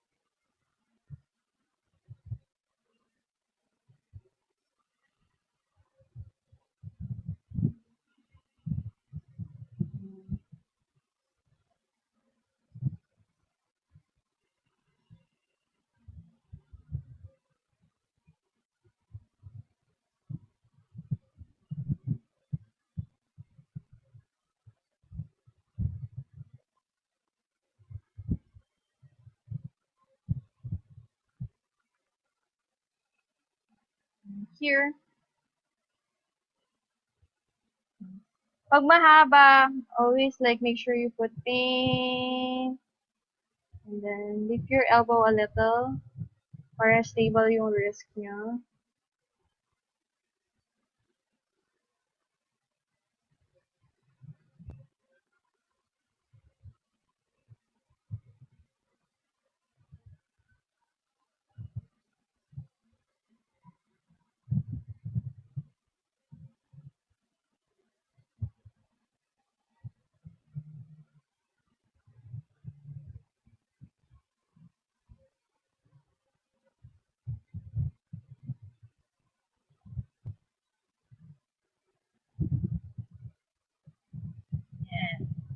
So, done with the middle tone. Diba? Ang bilis lang siya. Then, next will be your dark tone before you do the highlight. So, mag-shadow ka muna. So, make sure lang na maganda yung consistency ng paint. Not too watery, but also not dry. Para pag linagay mo siya sa paper mo, will have a nice consistency.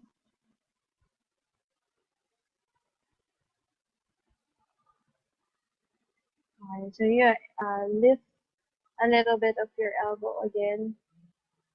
Yung mga parts na hindi mo pinaint kanina, yun yung mga ipipaint mo na with your shadows.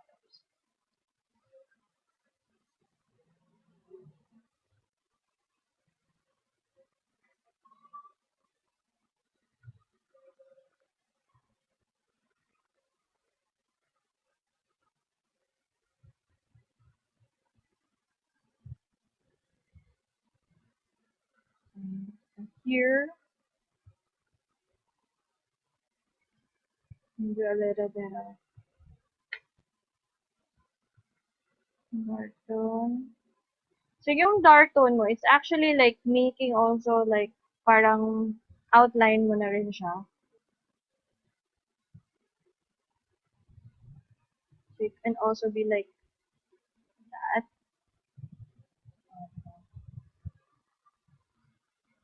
Sobrang quick.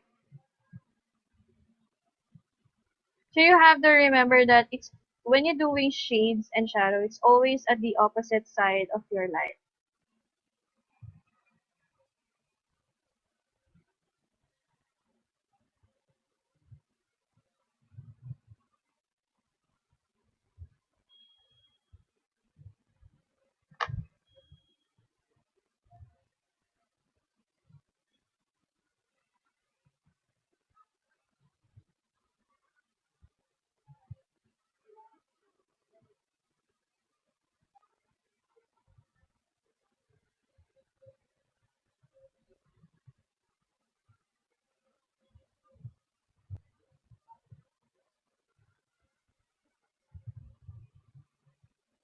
Yan. Sobrang bilis lang yan.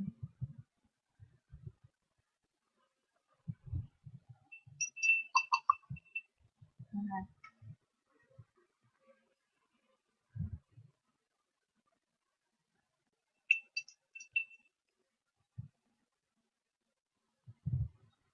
And then,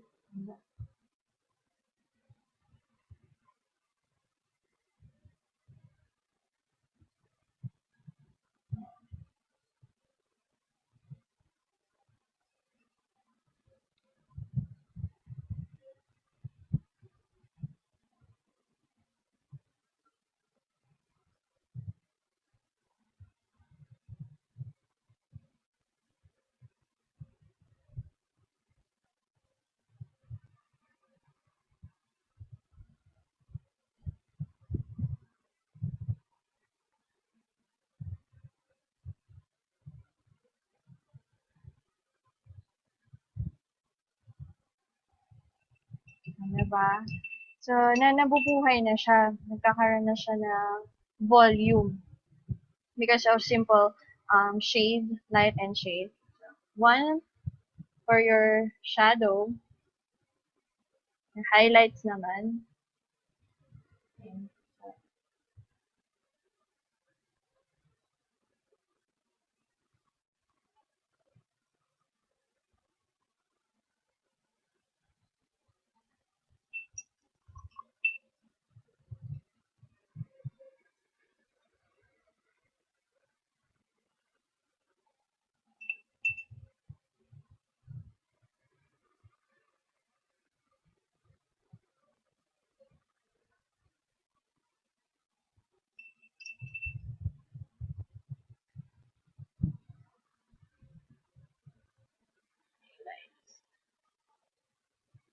so, i-complete mo na ngayon yung painting mo for your cactus.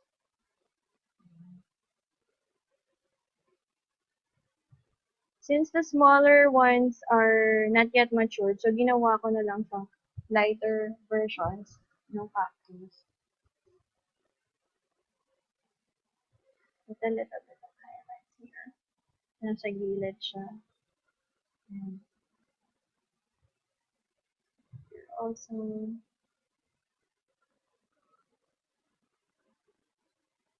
little bit of highlight. Mas kukunti na lang yung mga parts na ipipaint for highlights.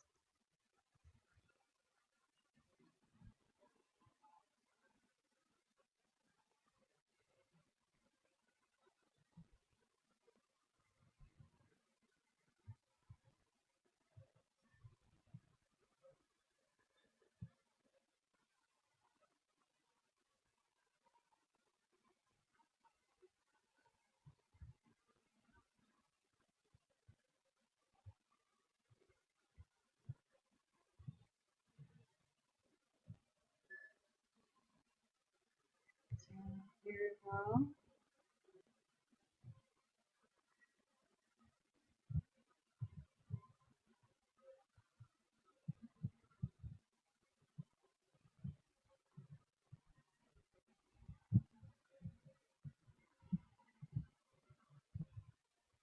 little bit of highlight here. So for the flowers, you can just choose like what colors that you like. For example, I have here like a peach or salmon in color. I can use that to paint. So yung dulo lang ng brush, ayan o. Ayan naman. Parang yun yung nagbibigay ng effect dun sa tip ng flower. Tapos, pwede rin ibang color yung isa. So, we can use pink for the other one. So, if a bigger yung yung petal, so you just have to like push a little harder and then you just lift pag nasa dulo ka na. Lift mo lang yung brush. Push, and then lift. Yan, nagkakaroon na siya ng effect na patusok sa dulo. Ano ba? And then when you put details, so mag-detail tayo ng isang cactus, yung mga niya, thorns niya. Ano ba? You just use a smaller brush for this one. So meron yung mga brushes na number 0, 0, 0. Meron din yung 1. So you can do that. So when I do the thorns, so parang mga letter V and then, or like letter W. So you just put it random sa may cactus. Pwede mo siyang patungan. Once it's dry, it's all good. Na pwede mo din naman siyang patungan ng thin layer lang ng paint. So you would be able to see that kind of detail. Hindi naman siya magmi-mix like super mix. Kasi tuyo na siya. So,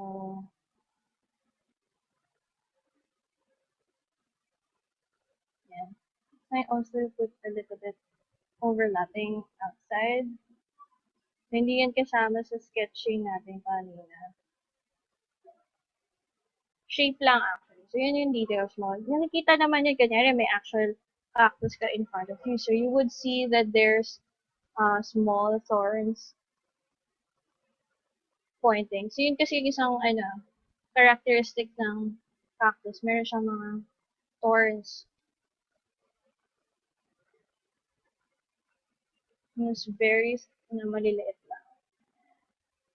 And that's for your details. You can put it as random as you can. So, letter V, pwedeng letter W.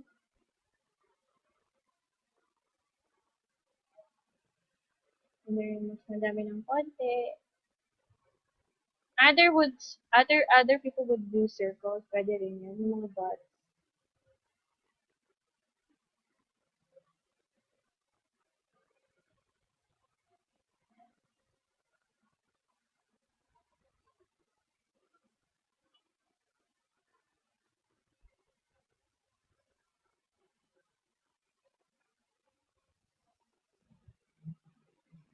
So, for example, dito naman. So, pwede namang dots dito. So, maliliit na dots. Kasi maliliit lang yung mga thorns. So, pwede yung dots. It's also like making patterns. So, what I do is actually put it on the light tone.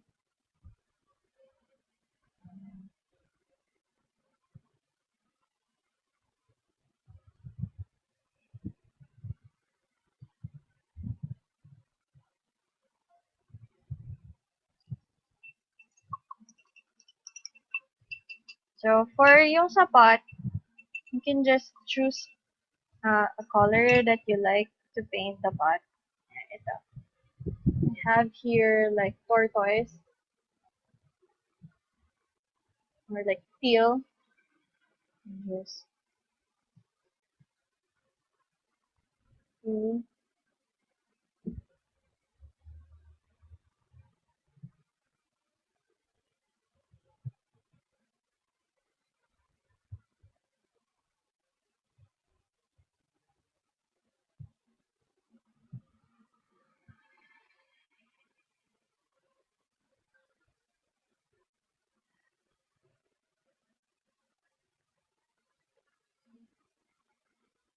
Then I have here a simple pattern.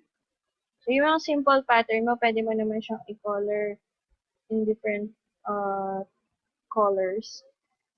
You just have to do it carefully. Ano lang. I'm just gonna use one color for this one. And then you can do an outlining later on for a darker shade or a different color.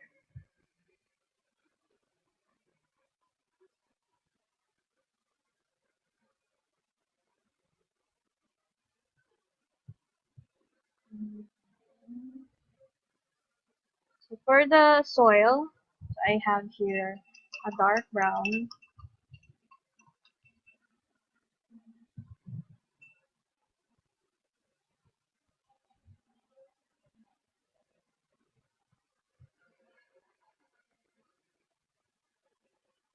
This color brown. So when you are mixing brown, you can actually use your primary colors to mix brown.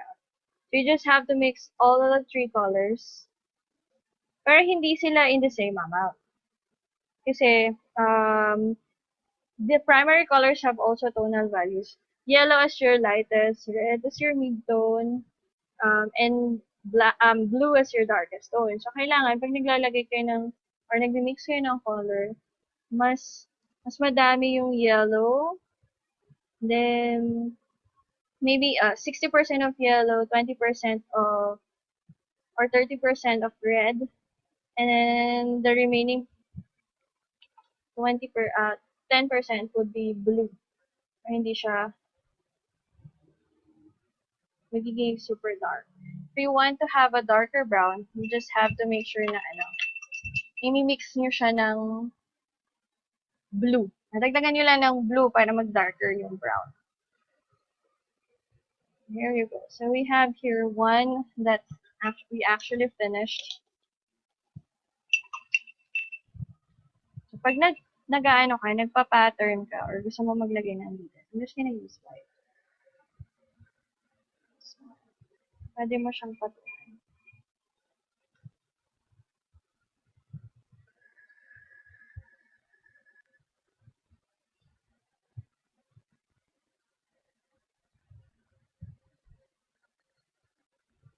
And then you just make simple patterns for your pots to have a simple aesthetic on it.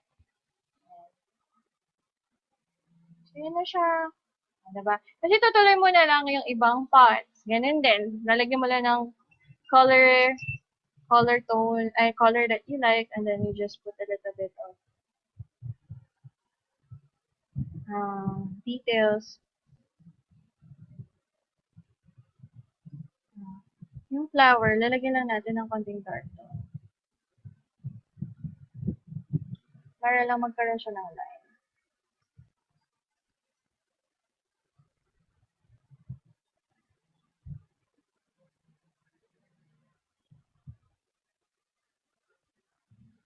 There you go.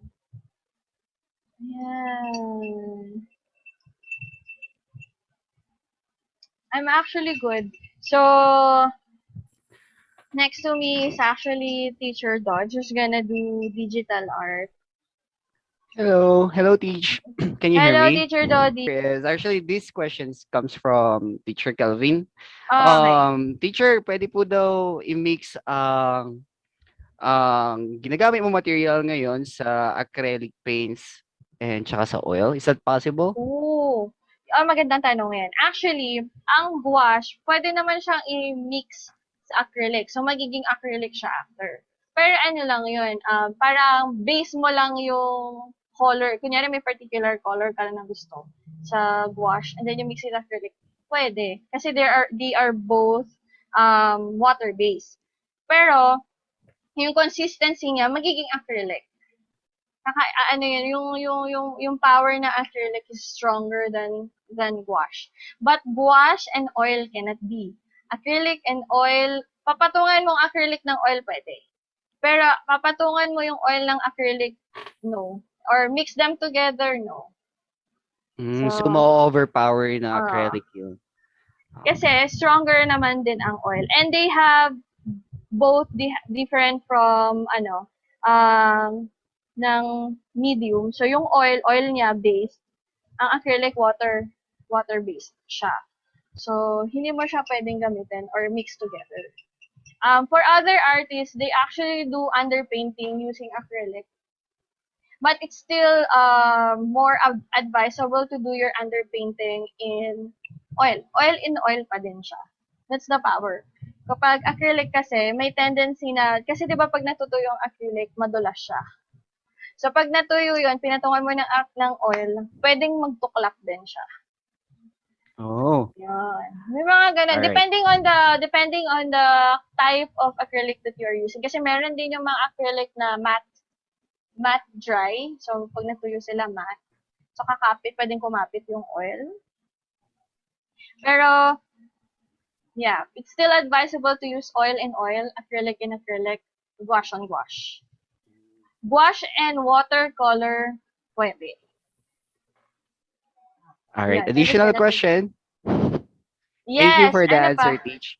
So, on that kind of art style, I'm just wondering if can you like apply highlights and shadows, dark spots sa ganyang art style?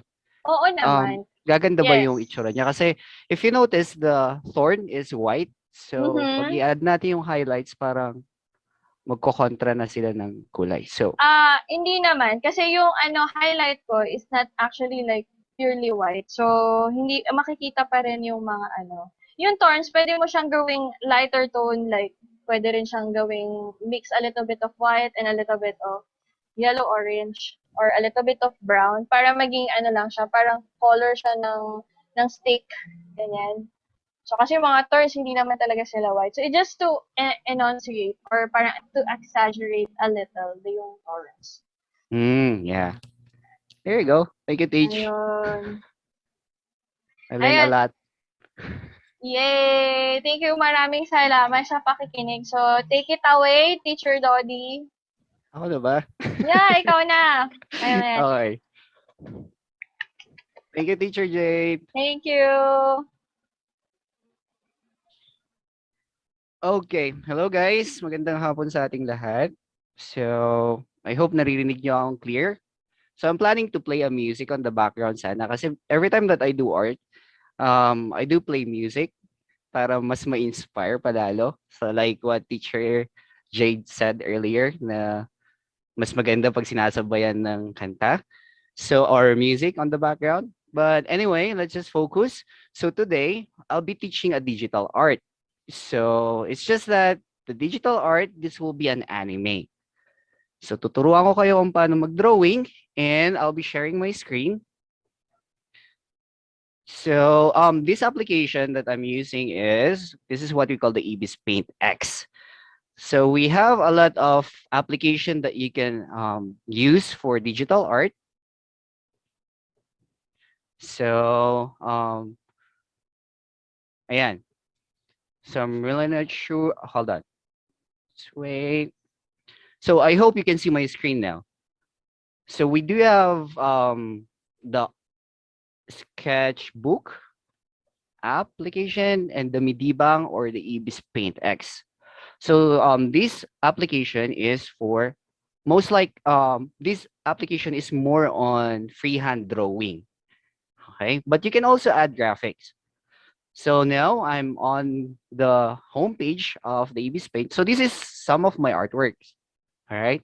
So kahapon, I was like trying to practice Eren Yeager for less than 30 minutes. So ayan. Nagpractice na ako kahapon for today's lesson. So this is not a photo tracing. Iba yung photo tracing. This is a freehand. So I'll just gonna use a photo reference. So it will be a black canvas, right? So moving forward, so to start a new canvas is, ayun, basta always, pag may nakikita kayong plus button, which is on my screen, nasa taas, ayan, just a quick tutorial on the tools or tour on the materials and the tools. So here, the first the first part that you see here is the import picture. Here is where you can use to photo trace or to open a picture or any images. So we won't do that. So right now, we'll just use a blank canvas. So okay na ako dito sa 1752 and 1791. So I'm gonna choose this one. So yun yung size actually ng canvas mo. So it's kind of high definition. So now I do have like a square canvas here, a blank canvas. So good thing about the Avie's paint is this is actually similar with the Photoshop. I'm not sure if you're familiar with the Photoshop, but mostly graphic designer animation is actually using the Photoshop. Um, well, the good thing about here, this Avie's paint, specifically Avie's paint application is user-friendly siya. Mas konti yung tools niya, tsaka mas madaling matutunan. So, just to make it short, kasi medyo matagal kasi pag dadaanan natin lahat ng mga tools ng Avie's Paint. So, medyo marami siya, pero hindi ganun karami tulad ng Photoshop. So, I'll just gonna show you the usual brush that I use. Well, here, as you can see on the left corner of the screen, we do have the tools here, like the transform, magic wand, lasso tool, filter, brush, eraser, smudge. So ang gagamitin lang natin dito is the brush and the eraser. So and the bucket for this project. So we will draw Eren Yeager from Attack on Titan anime. So hopefully matatapos natin to sa tamang oras. And ito. So let's start with the brush. So if you tap the brush, tapos nasa basic ka, actually we do have a lot of brushes here. I think this is more than 200 brushes. The only thing is, if you didn't purchase a premium, meron yung ad. For you to be able to use it, you have to watch the ad for like 10 seconds. So after the 10 seconds, you will be able to use this brush or all of the brushes for 16 hours. There will be a time limit. So the normally brush that I use for outlining is the deep pen hard. So yan. Kita nyo deep pen hard or deep pen soft. So deep pen hard here. And by the way, to change the thickness and the opacity of your pen is on the lower part of your screen, meron yung na-adjust dito. Ito, kung nakikita nyo itong gumagalaw ngayon, ito, if you want to make it higher, your pen will gonna go thicker. And if you want to make it like a little bit transparent or more transparent, so lower this part, the one on the right side, this is the opacity. So if we lower it down to, let's say, 25%, ganyan na siya. So lighter or brighter na yung ink ng pen. And for 100%, so of course, and obviously, that will be the darkest. So here's my favorite part. Sa outline, pag naka-turn off yung force fade, which is this one, kung nakikita nyo yung tinap ko dito sa upper right corner ng screen, naka-turn off pa siya. So if you notice, I'm gonna use the deep pen hard. Ayan. So this is the normal result ng deep pen hard without the force fade. So pag ito-turn on natin yung force fade, ganito na mangyayari. So have you noticed? Both edges ng line is naging sharp siya. So I really like using this force fade para mas smooth siya, tsaka mas maganda tignan yung sa line. Okay? So there, maybe we can start now. Anyway, we'll just ride along with my short tutorial. So if you do have a question, just throw us a question sa comment box. And actually, makikita ko rin siya dito. I'm using my phone. Yan. So shout out pala sa mga friends natin dyan. And sa kanila teacher Jade, thank you kanina. Tsaka kay Sir Oliver, kay Teacher Avie, Teacher Kelvin, Teacher Kim. So, yung mga ibang teachers pala, they will be teaching again, I mean, next week, next Sunday. So, it will be a different topic and it will be a different subject. So, kaya yan eh. There. Ngayon, let's start. I just need to have my reference photo. So you don't have to focus on my reference photo. Just focus on my screen, my shared screen. So there. Before we start with the outline, of course, we need to start with the guidelines. Pinaka-importante yun. That's what I always tell to my students. So how? Just go to the upper part because guidelines, especially sa head, if you're familiar with the anime and manga drawings, diba, they start the circle for the head. Well, of course, syempre, we cannot do a manually, hindi tayo makaka-drawing ng perfect circle, right?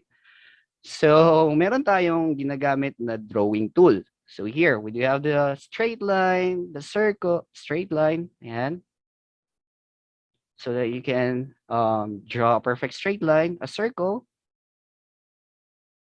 Ayan. Circle. Oval. There. Oval. So we'll be using the circle, or maybe the oval is fine.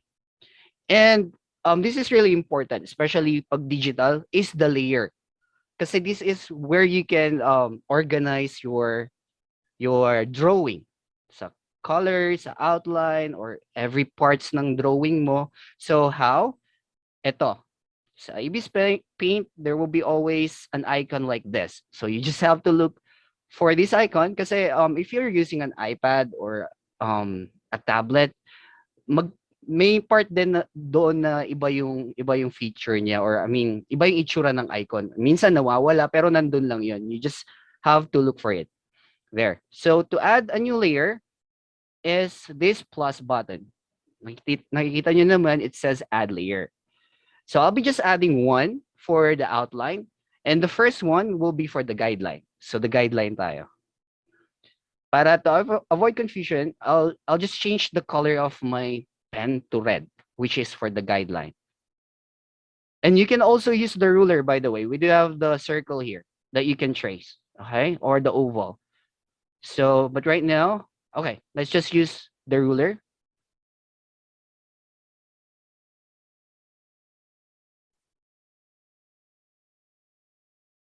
All right, here. So this is a guideline for the head. Okay. Yeah. Then we just have to trace it. So turn it off. There you go. So we already have a circle guideline. But of course, turn it off, yung circle na to, para kasi you cannot draw anything else. Mag-circle lang lahat yan. Pag meron pa tong guideline, I mean, itong tool na to, which is the ruler. So you have to turn it off. Wait lang. Undo, turn it off. Oops. Or delete. There. So next is the vertical line. This is guideline for the nose. Vertical line. So you don't have to make it like at the middle talaga. Anyway, this is just a guideline. So you don't have to focus on this. Ayan. So the horizontal line is for the eyes. Okay. Now change the... So ito na yung basic na guideline ng ulo. So I'm done with the guideline. I'll move on to the second layer. So second layer, ayan, dito na yung outline. So we just have to change the color again to black. So of course, outline na tayo. And yeah, 2.3 thickness is enough for your deep pen hard. Okay, there. Deep pen hard. And naka-turn on kasi yung line ko. So I'll turn it off para I can start to draw manually. So there. Hi sa mga viewers natin. Hello guys. Sana mag-enjoy kayo. And sana maka-follow din kayo. So here. Oh, hold on. The opacity of my guideline is too hard or too bright. I mean, parang masyadong halata. I-lower natin yung opacity. Ayan. So, if you notice, naging parang transparent na siya. So now, start na natin yung mata. So, mostly kasi sa anime, ang pinakamahirap na part actually pag sa ulo is mata. So what we do is we always start with the hardest part, which is yung mata. Kasi the rest, after you're done with the eyes, the rest will be easier. Mas madali na. So, okay. Yan. Outline na tayo. Go. Make sure that for the outline, you are on the second layer. Okay?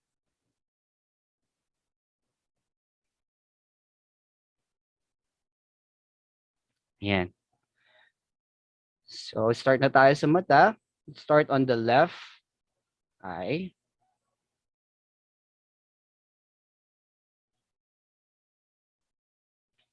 So, the opacity of your deep pen hard, you can make it 100. So, anyway, this is already the outline.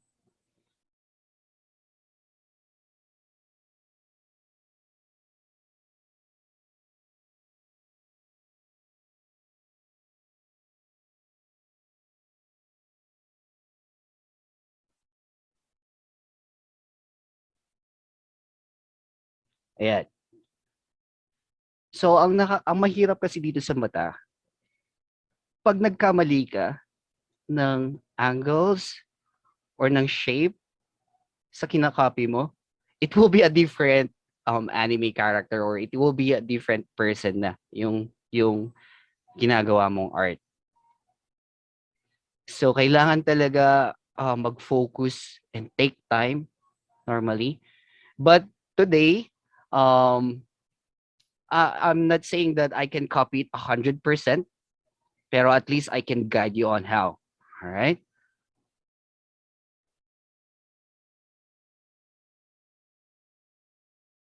So there's also a trick here.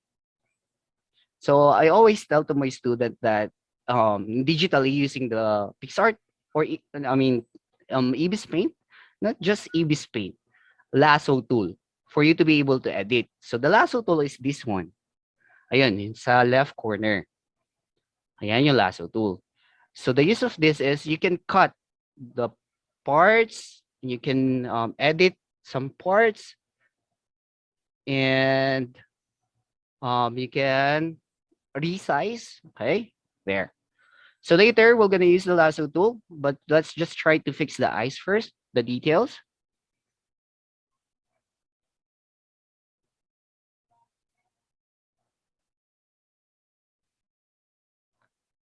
There you go.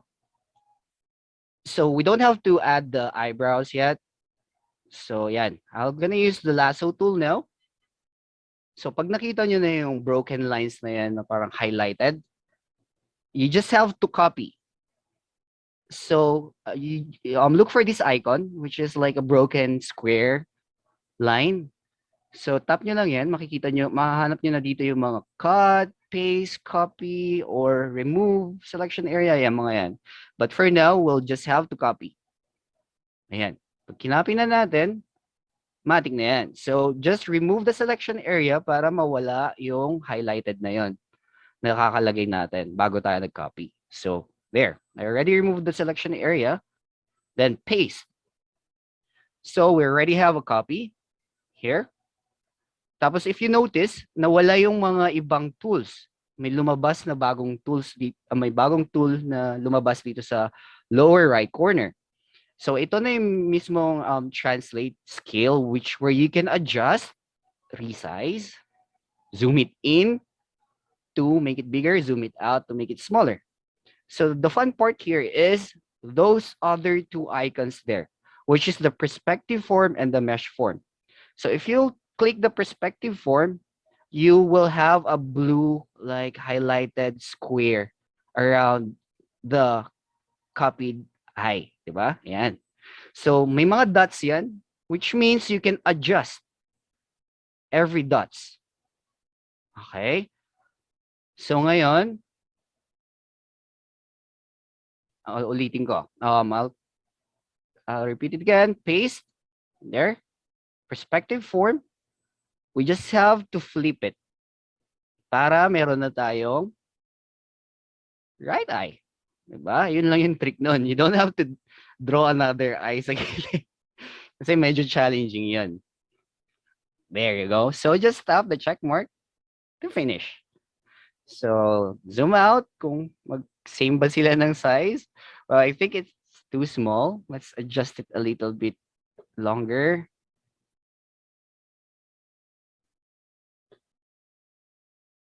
Ayan. There you go. So just a reminder guys, yung space between those two eyes or yung ito, yung distansya ng dalawang mata is like parang isang mata rin yun nandun sa gitna. Alright? So hindi siya ganun kalayo, hindi rin siya ganun kalapit. Yung lalapit lang sa part na to is yung kilay. Ngayon, we will add the eyebrows.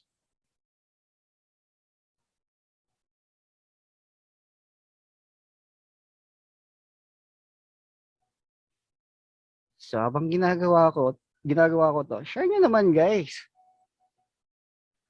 Share lang. Share lang ng share.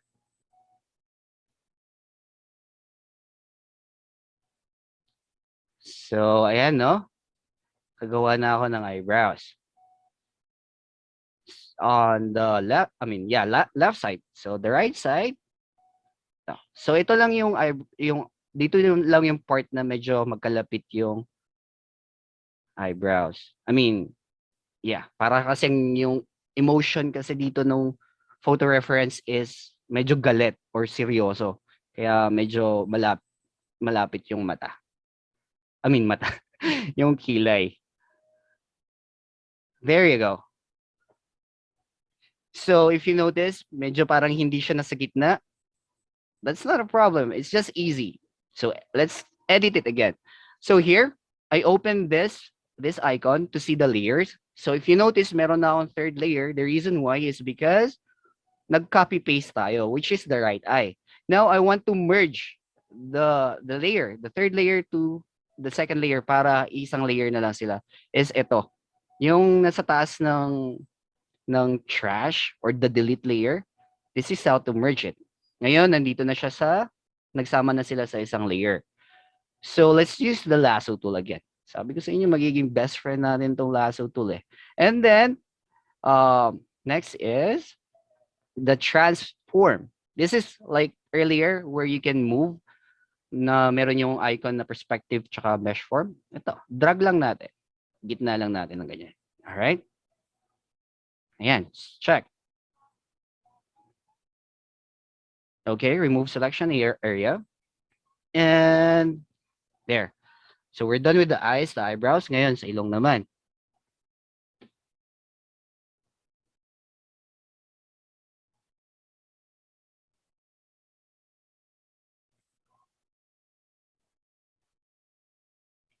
So lang share sa inyo guys na actually di naman talaga ako nag-aral ng digital art eh. This is just my hobby. So if I'm not doing anything with my phone, instead of playing games, I'll just look for like an application that you can draw. Diba? So it's a really helpful pag meron kagaya ngayon yung meron tayong YouTube. You can watch in YouTube for some tutorials. Usually naman basic yung pinapakita or it depends kung paano mo i-search yung gusto mong hanapin sa YouTube. Pero syempre kailangan may tamang guide, right?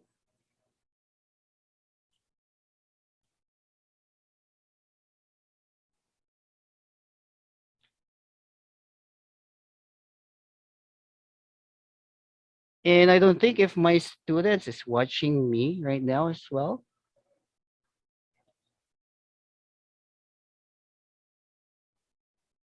So I shared this link actually to my students and to parents as well. So hopefully nandito sila nanonood.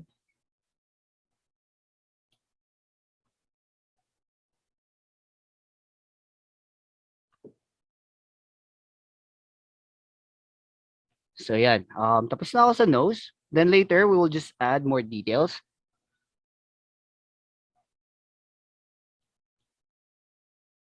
Ayan, no? So ayusin natin mamaya kung mali or masyadong mataas or mababa yung bibig. We'll fix it later.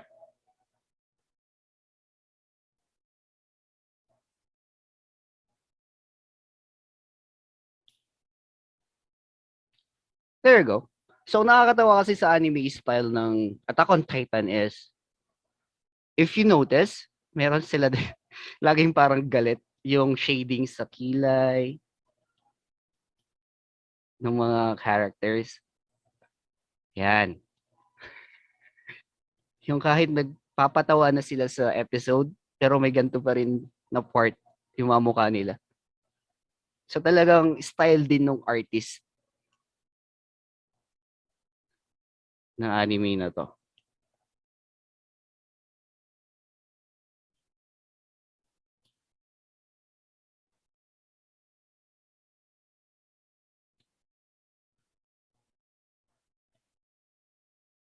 See, I told you. Basta pag natapos na kayo sa mata, the rest will be easy.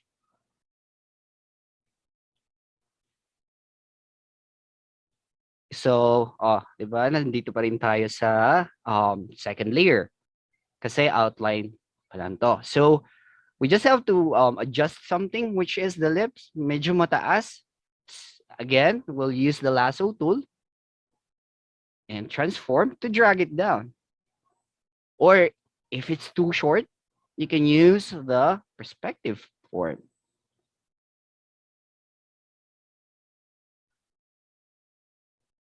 There you go. All right, kuha. Ngayon, isunod naman natin yung bangs. Kasi para makilala na natin kung sino tong anime character na to. So, meron din gamit yung guideline na nasa gitna. This is not just about the nose or about the eyes, which is the vertical line and the horizontal line, which is the red guidelines. Okay? So, gagawin naman natin ngayon is the bangs. Medyo nangangawit yung kamay ko eh. Oh, nalimutan kong isuot yung gloves. That's why. So here. So medyo mataas yung noo niya. Kaya taasan natin. And by the way, I'm not sure if aabot tayo pag maglalagay na tayo ng color. Sa mga outline, this is a good tip and a shortcut is make sure that you don't have any broken lines. The reason why na sinabi ko yon, kasi pag if you'll be adding colors, especially if it's an anime, you can just use the bucket. So this bucket, okay? If you're familiar with like yung paint sa PC natin, sa laptop, ewan ko anong tawag doon, sa Windows, yung paint, basta kasama na yun. Type mo lang doon sa run, sa search, sa tabi ng window, ayun. Paint, lalabas na yung paint. So yung bucket is to fill all the color. I mean, kunyari kung circle, walang broken line yung circle, mapipaint lang niya yung buong loob ng circle. Paano if may butas, like a broken line?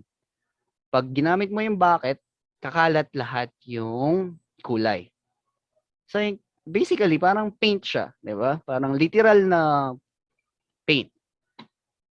So, naglagay ka dun ng paint sa let's say ano ba to? Lagyanan na or simple way, tabo. Okay. Kung may butas yung tabo, syempre magkakalat yung paint, right? Or a cup. Ganun. So parang ganun din yung pagkakaintindi ng bucket.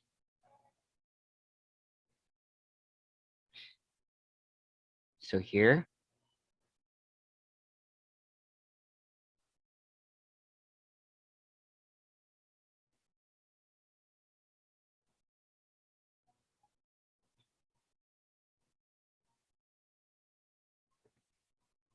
So, bangs pa rin tayo. Ayan, hairline.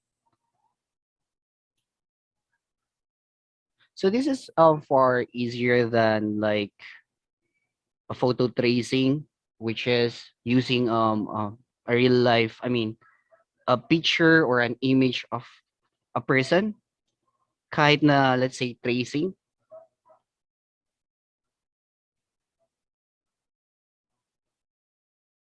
Ayan. So, ito pala, another technique or another shortcut tool, if you're having a hard time with the outline, so you can use the curve, which is yung kanina, di ba? Yung the circle, the square, or the oval. Ito, sa drawing tool.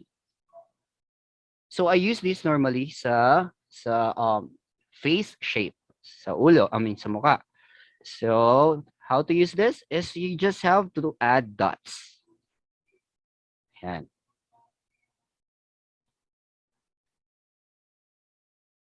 So, there. Then, you can adjust it by dragging the dots. Kaysa naman manual mo siyang gagawin. Mas mahirap siya. Okay?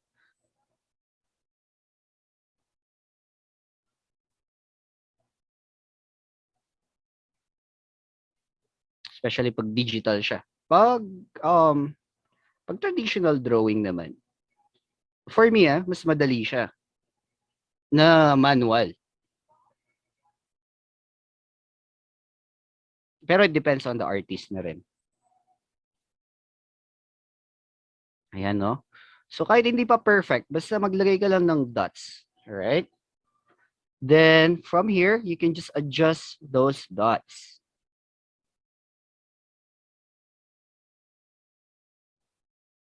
Oops.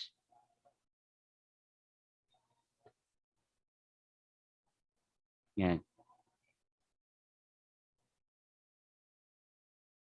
So, nagiging kamukha na ba?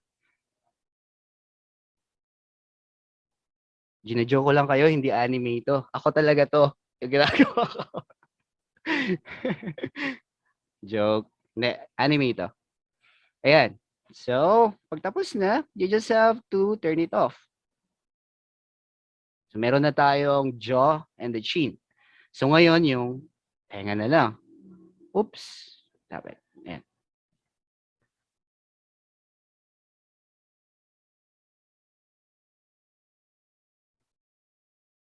So, always, pag sa tenga is below the eye level. Alright? Kasi dito sa part na to, parang medyo nakatingala siya. Kaya medyo mas mababa. So, you can also use the lasso tool to copy and paste it again. So, for me, I don't have to do that. So, I can just do it manually. Yan.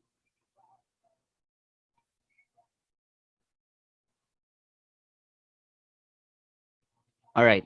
So, kanina yung sinasabi kong broken line is this one. Tingnan nyo. Diba? Hindi sila magkakadikit yung lines. So, if you'll be using the bucket, lalabas yung color, yung pintura. So, make sure that you don't have any broken lines. Yan. And the ears detail.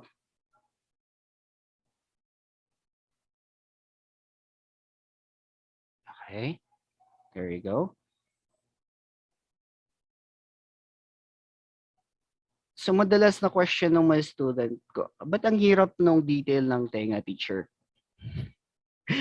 Kasi, magkaiba sa right side, magkaiba rin yung itsura sa left side.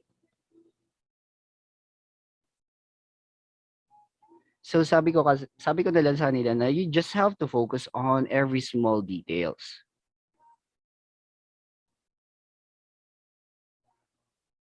Alright, there you go. Oops, nawala yung detail ko dito. Ayan. Then, the neck. Alright, we're almost done. Mga 2 hours pa. Just kidding, guys. Kakayanin natin yan.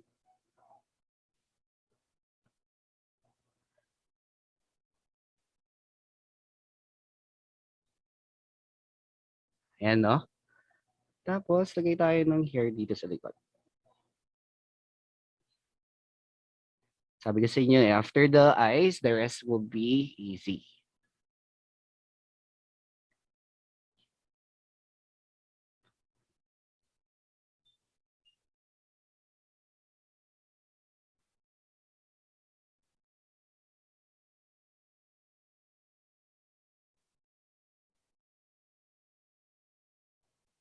So yan, for me, mas user-friendly ang Ibis Paint.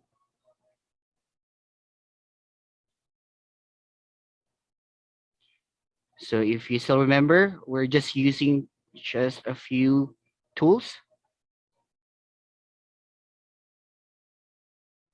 So dip pen hard for the outline.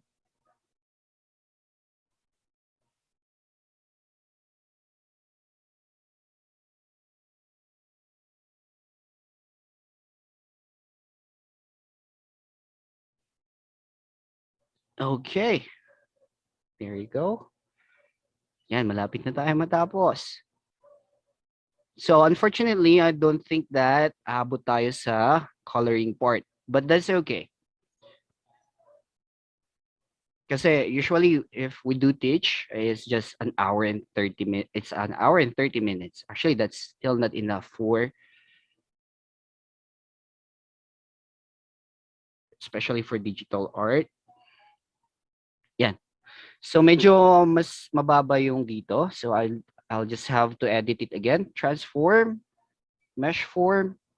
So the good thing about the mesh form is, tingnan nyo, dumami yung dots. So you can just drag it up, yung mga dots. Okay? Yan.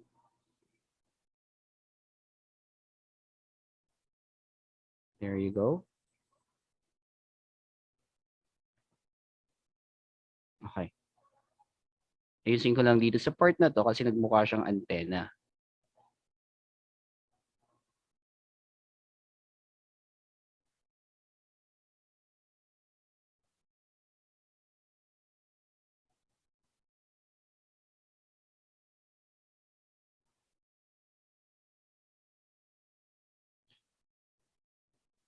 All right, there you go. So I think I can finish the upper body with less than 5 minutes. Sige, try na natin.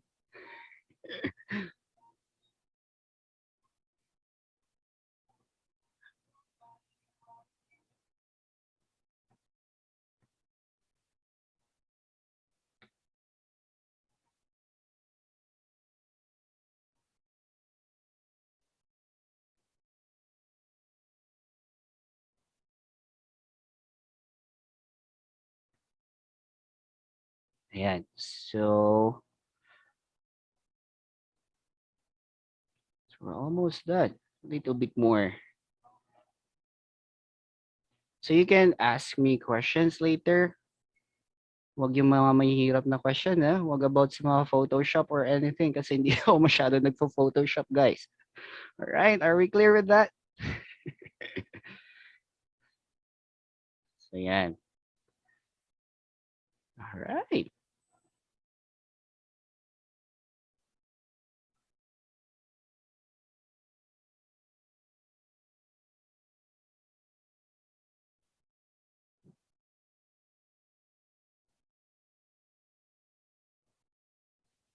So don't forget to like, share, and subscribe. Ay, wala palang subscribe dito.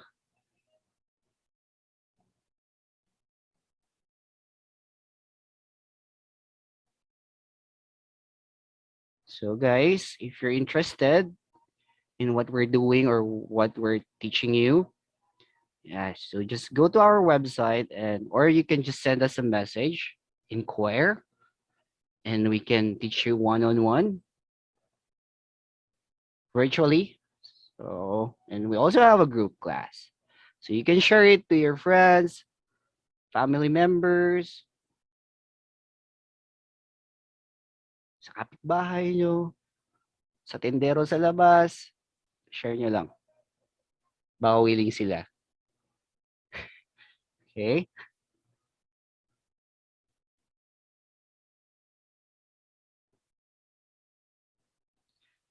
There. So just add some few details and we're good with the outline.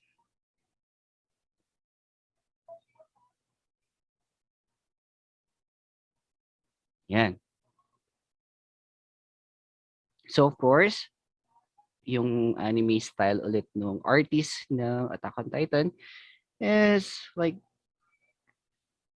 teka lang, lower lang natin yung thickness. So here.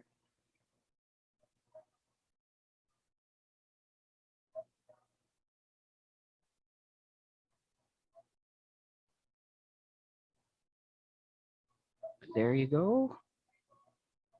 So, pag ginagawa natin, this is what we call hatching pala. Alright? So, normally, parang itong style, anime style na to, is this part is the dark spot. So, instead of a darker color, naglalagay na lang ng line. So, hatching, which is one direction, line lang siya.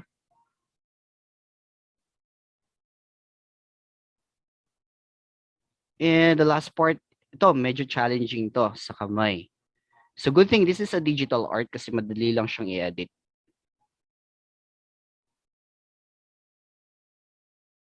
So, ayan. So all of my student, not most, actually all of my student, especially if character yung dinodrawing namin, hirap sa kamay talaga. Well, even me. That's why I still do practice.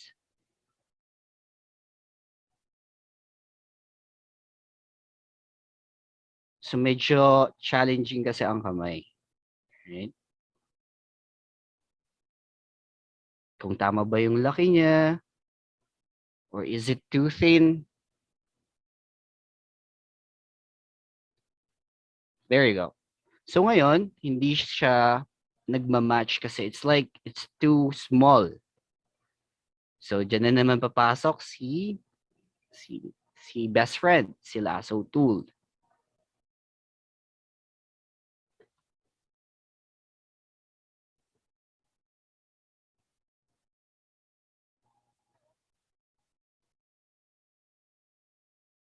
Ayan, di ba?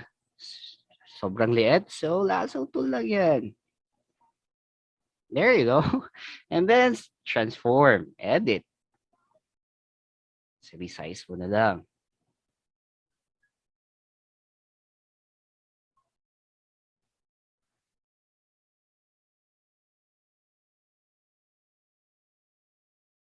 There you go.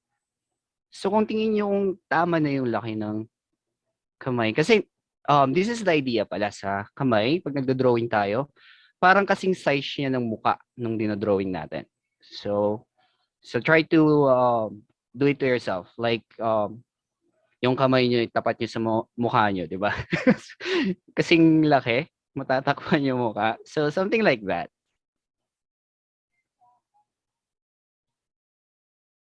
Ayan. So I think this is good enough. All right. Ayan. Since we still have enough time, maybe we can add a few colors. So, ayan. Dito nyo na rin pwedeng i-double check since you're done with the outline na. To finish it, check nyo kung ano yung mali, isang part yung mali, ano yung iba. Ganon. So, like this part. Sa jaw part. Medyo may curve line dito. So, I have to edit it manually. Or not edit. I have to sketch it manually. Ayan. So, dito lang, medyo malabo lang yung hair dito. So, if you notice, I do have a lot of broken lines here. So, if we will try, okay, now let's remove the guideline. Ito na yung result niya. Alright. So, okay na.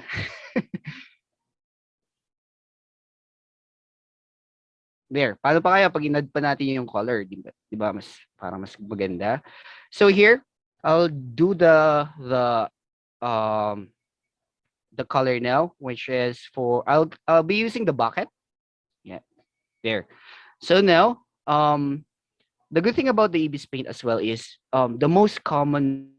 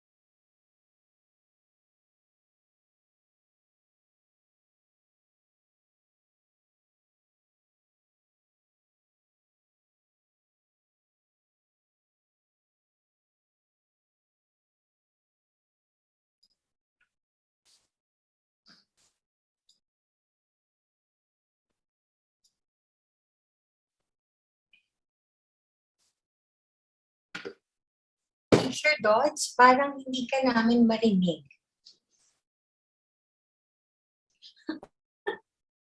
Na-mute ka yata.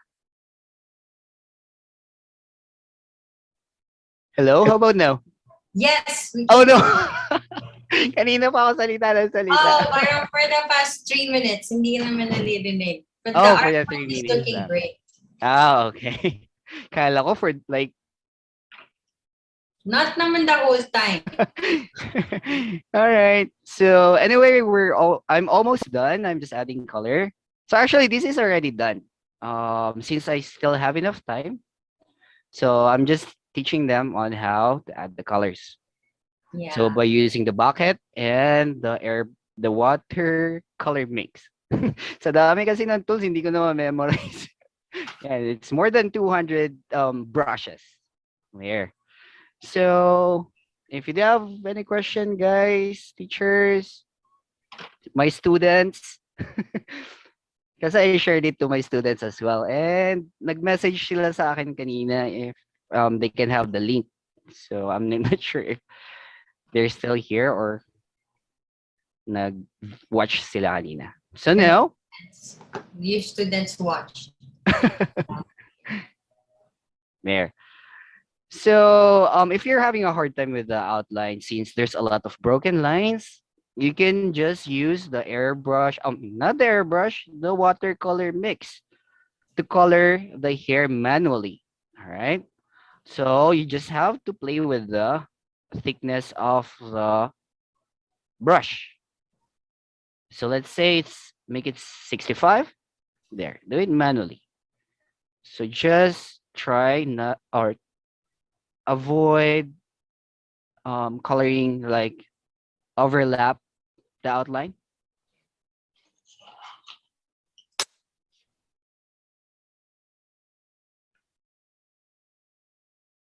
There you go. So again, this is the Ibis paint. So you can have it downloaded or install it and try. So you can message us and ask us question.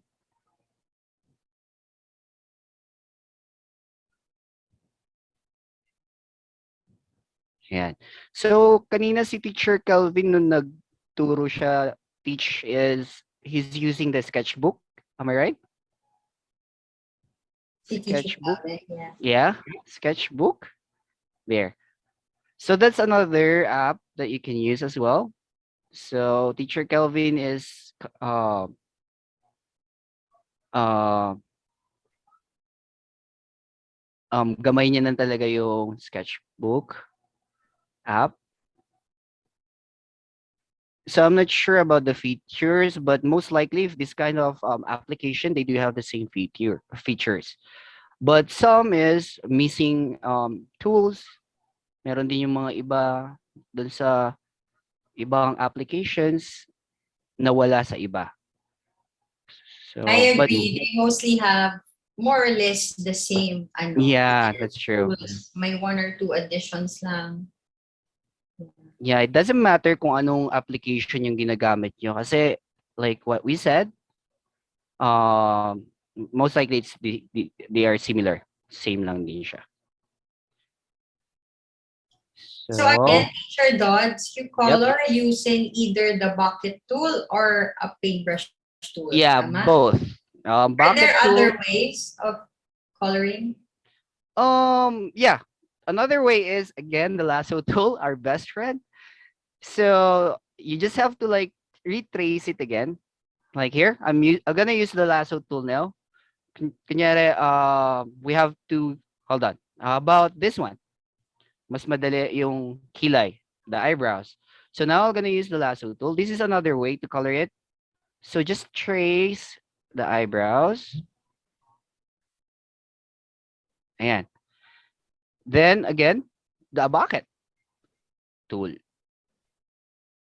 So,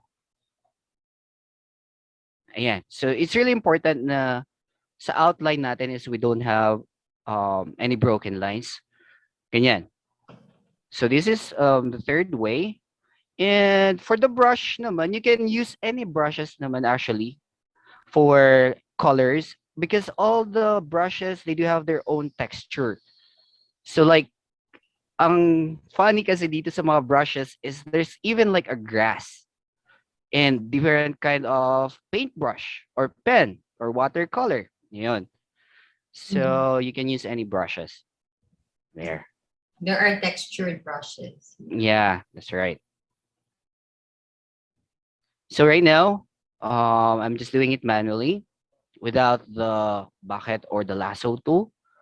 If you notice, meron yung lumalampas. So if that's the case, for example, this one, hindi pwede nating erasein yan. Kasi if we erase it, madadamay na rin siya yung color, the skin color. So what we have to do is still the same brush, just tap and hold to copy the color of the skin. Ayan, parang tap and hold. And I want to copy the brown. So just drag it there on the brown color.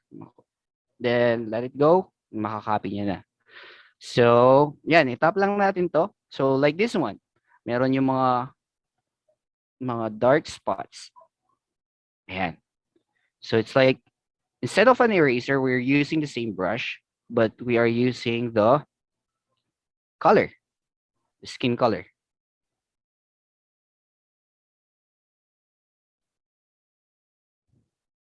So since this is a watercolor mix, you can also use the airbrush normal. So normally for the airbrush normal naman, ginagamit ko to for the highlights. So for example, here, we'll be adding a highlights. So just tap and hold the background, which is white. And I'm using the airbrush normal. Ayan. By the way, make it 100% kasi masyado siyang transparent pag mababa yung opacity.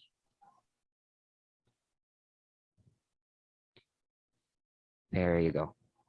Yeah. So this is the airbrush normal. That's looking really great, Teacher Dodge. So Thank any you, final teacher. words for everybody who's watching you? Yeah, like what I said earlier, guys, you just have to explore. You can use those other applications. You can write it down again, Midibang, Sketchbook, or Ibis Paint X, which is the one that I'm using now. So while you're doing art, enjoy na rin kayo, diba? That's a purpose of art, for you to relax as well and to enjoy. So see you again next time, guys. So share and you can ask us more questions, okay? And don't Thank forget you, to Teacher subscribe. Dodie. Thank Thank you, you, Teacher Teach. Dodge. Thank you, Dots. I'm pretty sure you guys have been using several applications. There's a range of other applications available. I think Photoshop has a version 2. There's Procreate, there's Illustrator, and many more. And it's such a good starting point when you're trying to master digital illustration.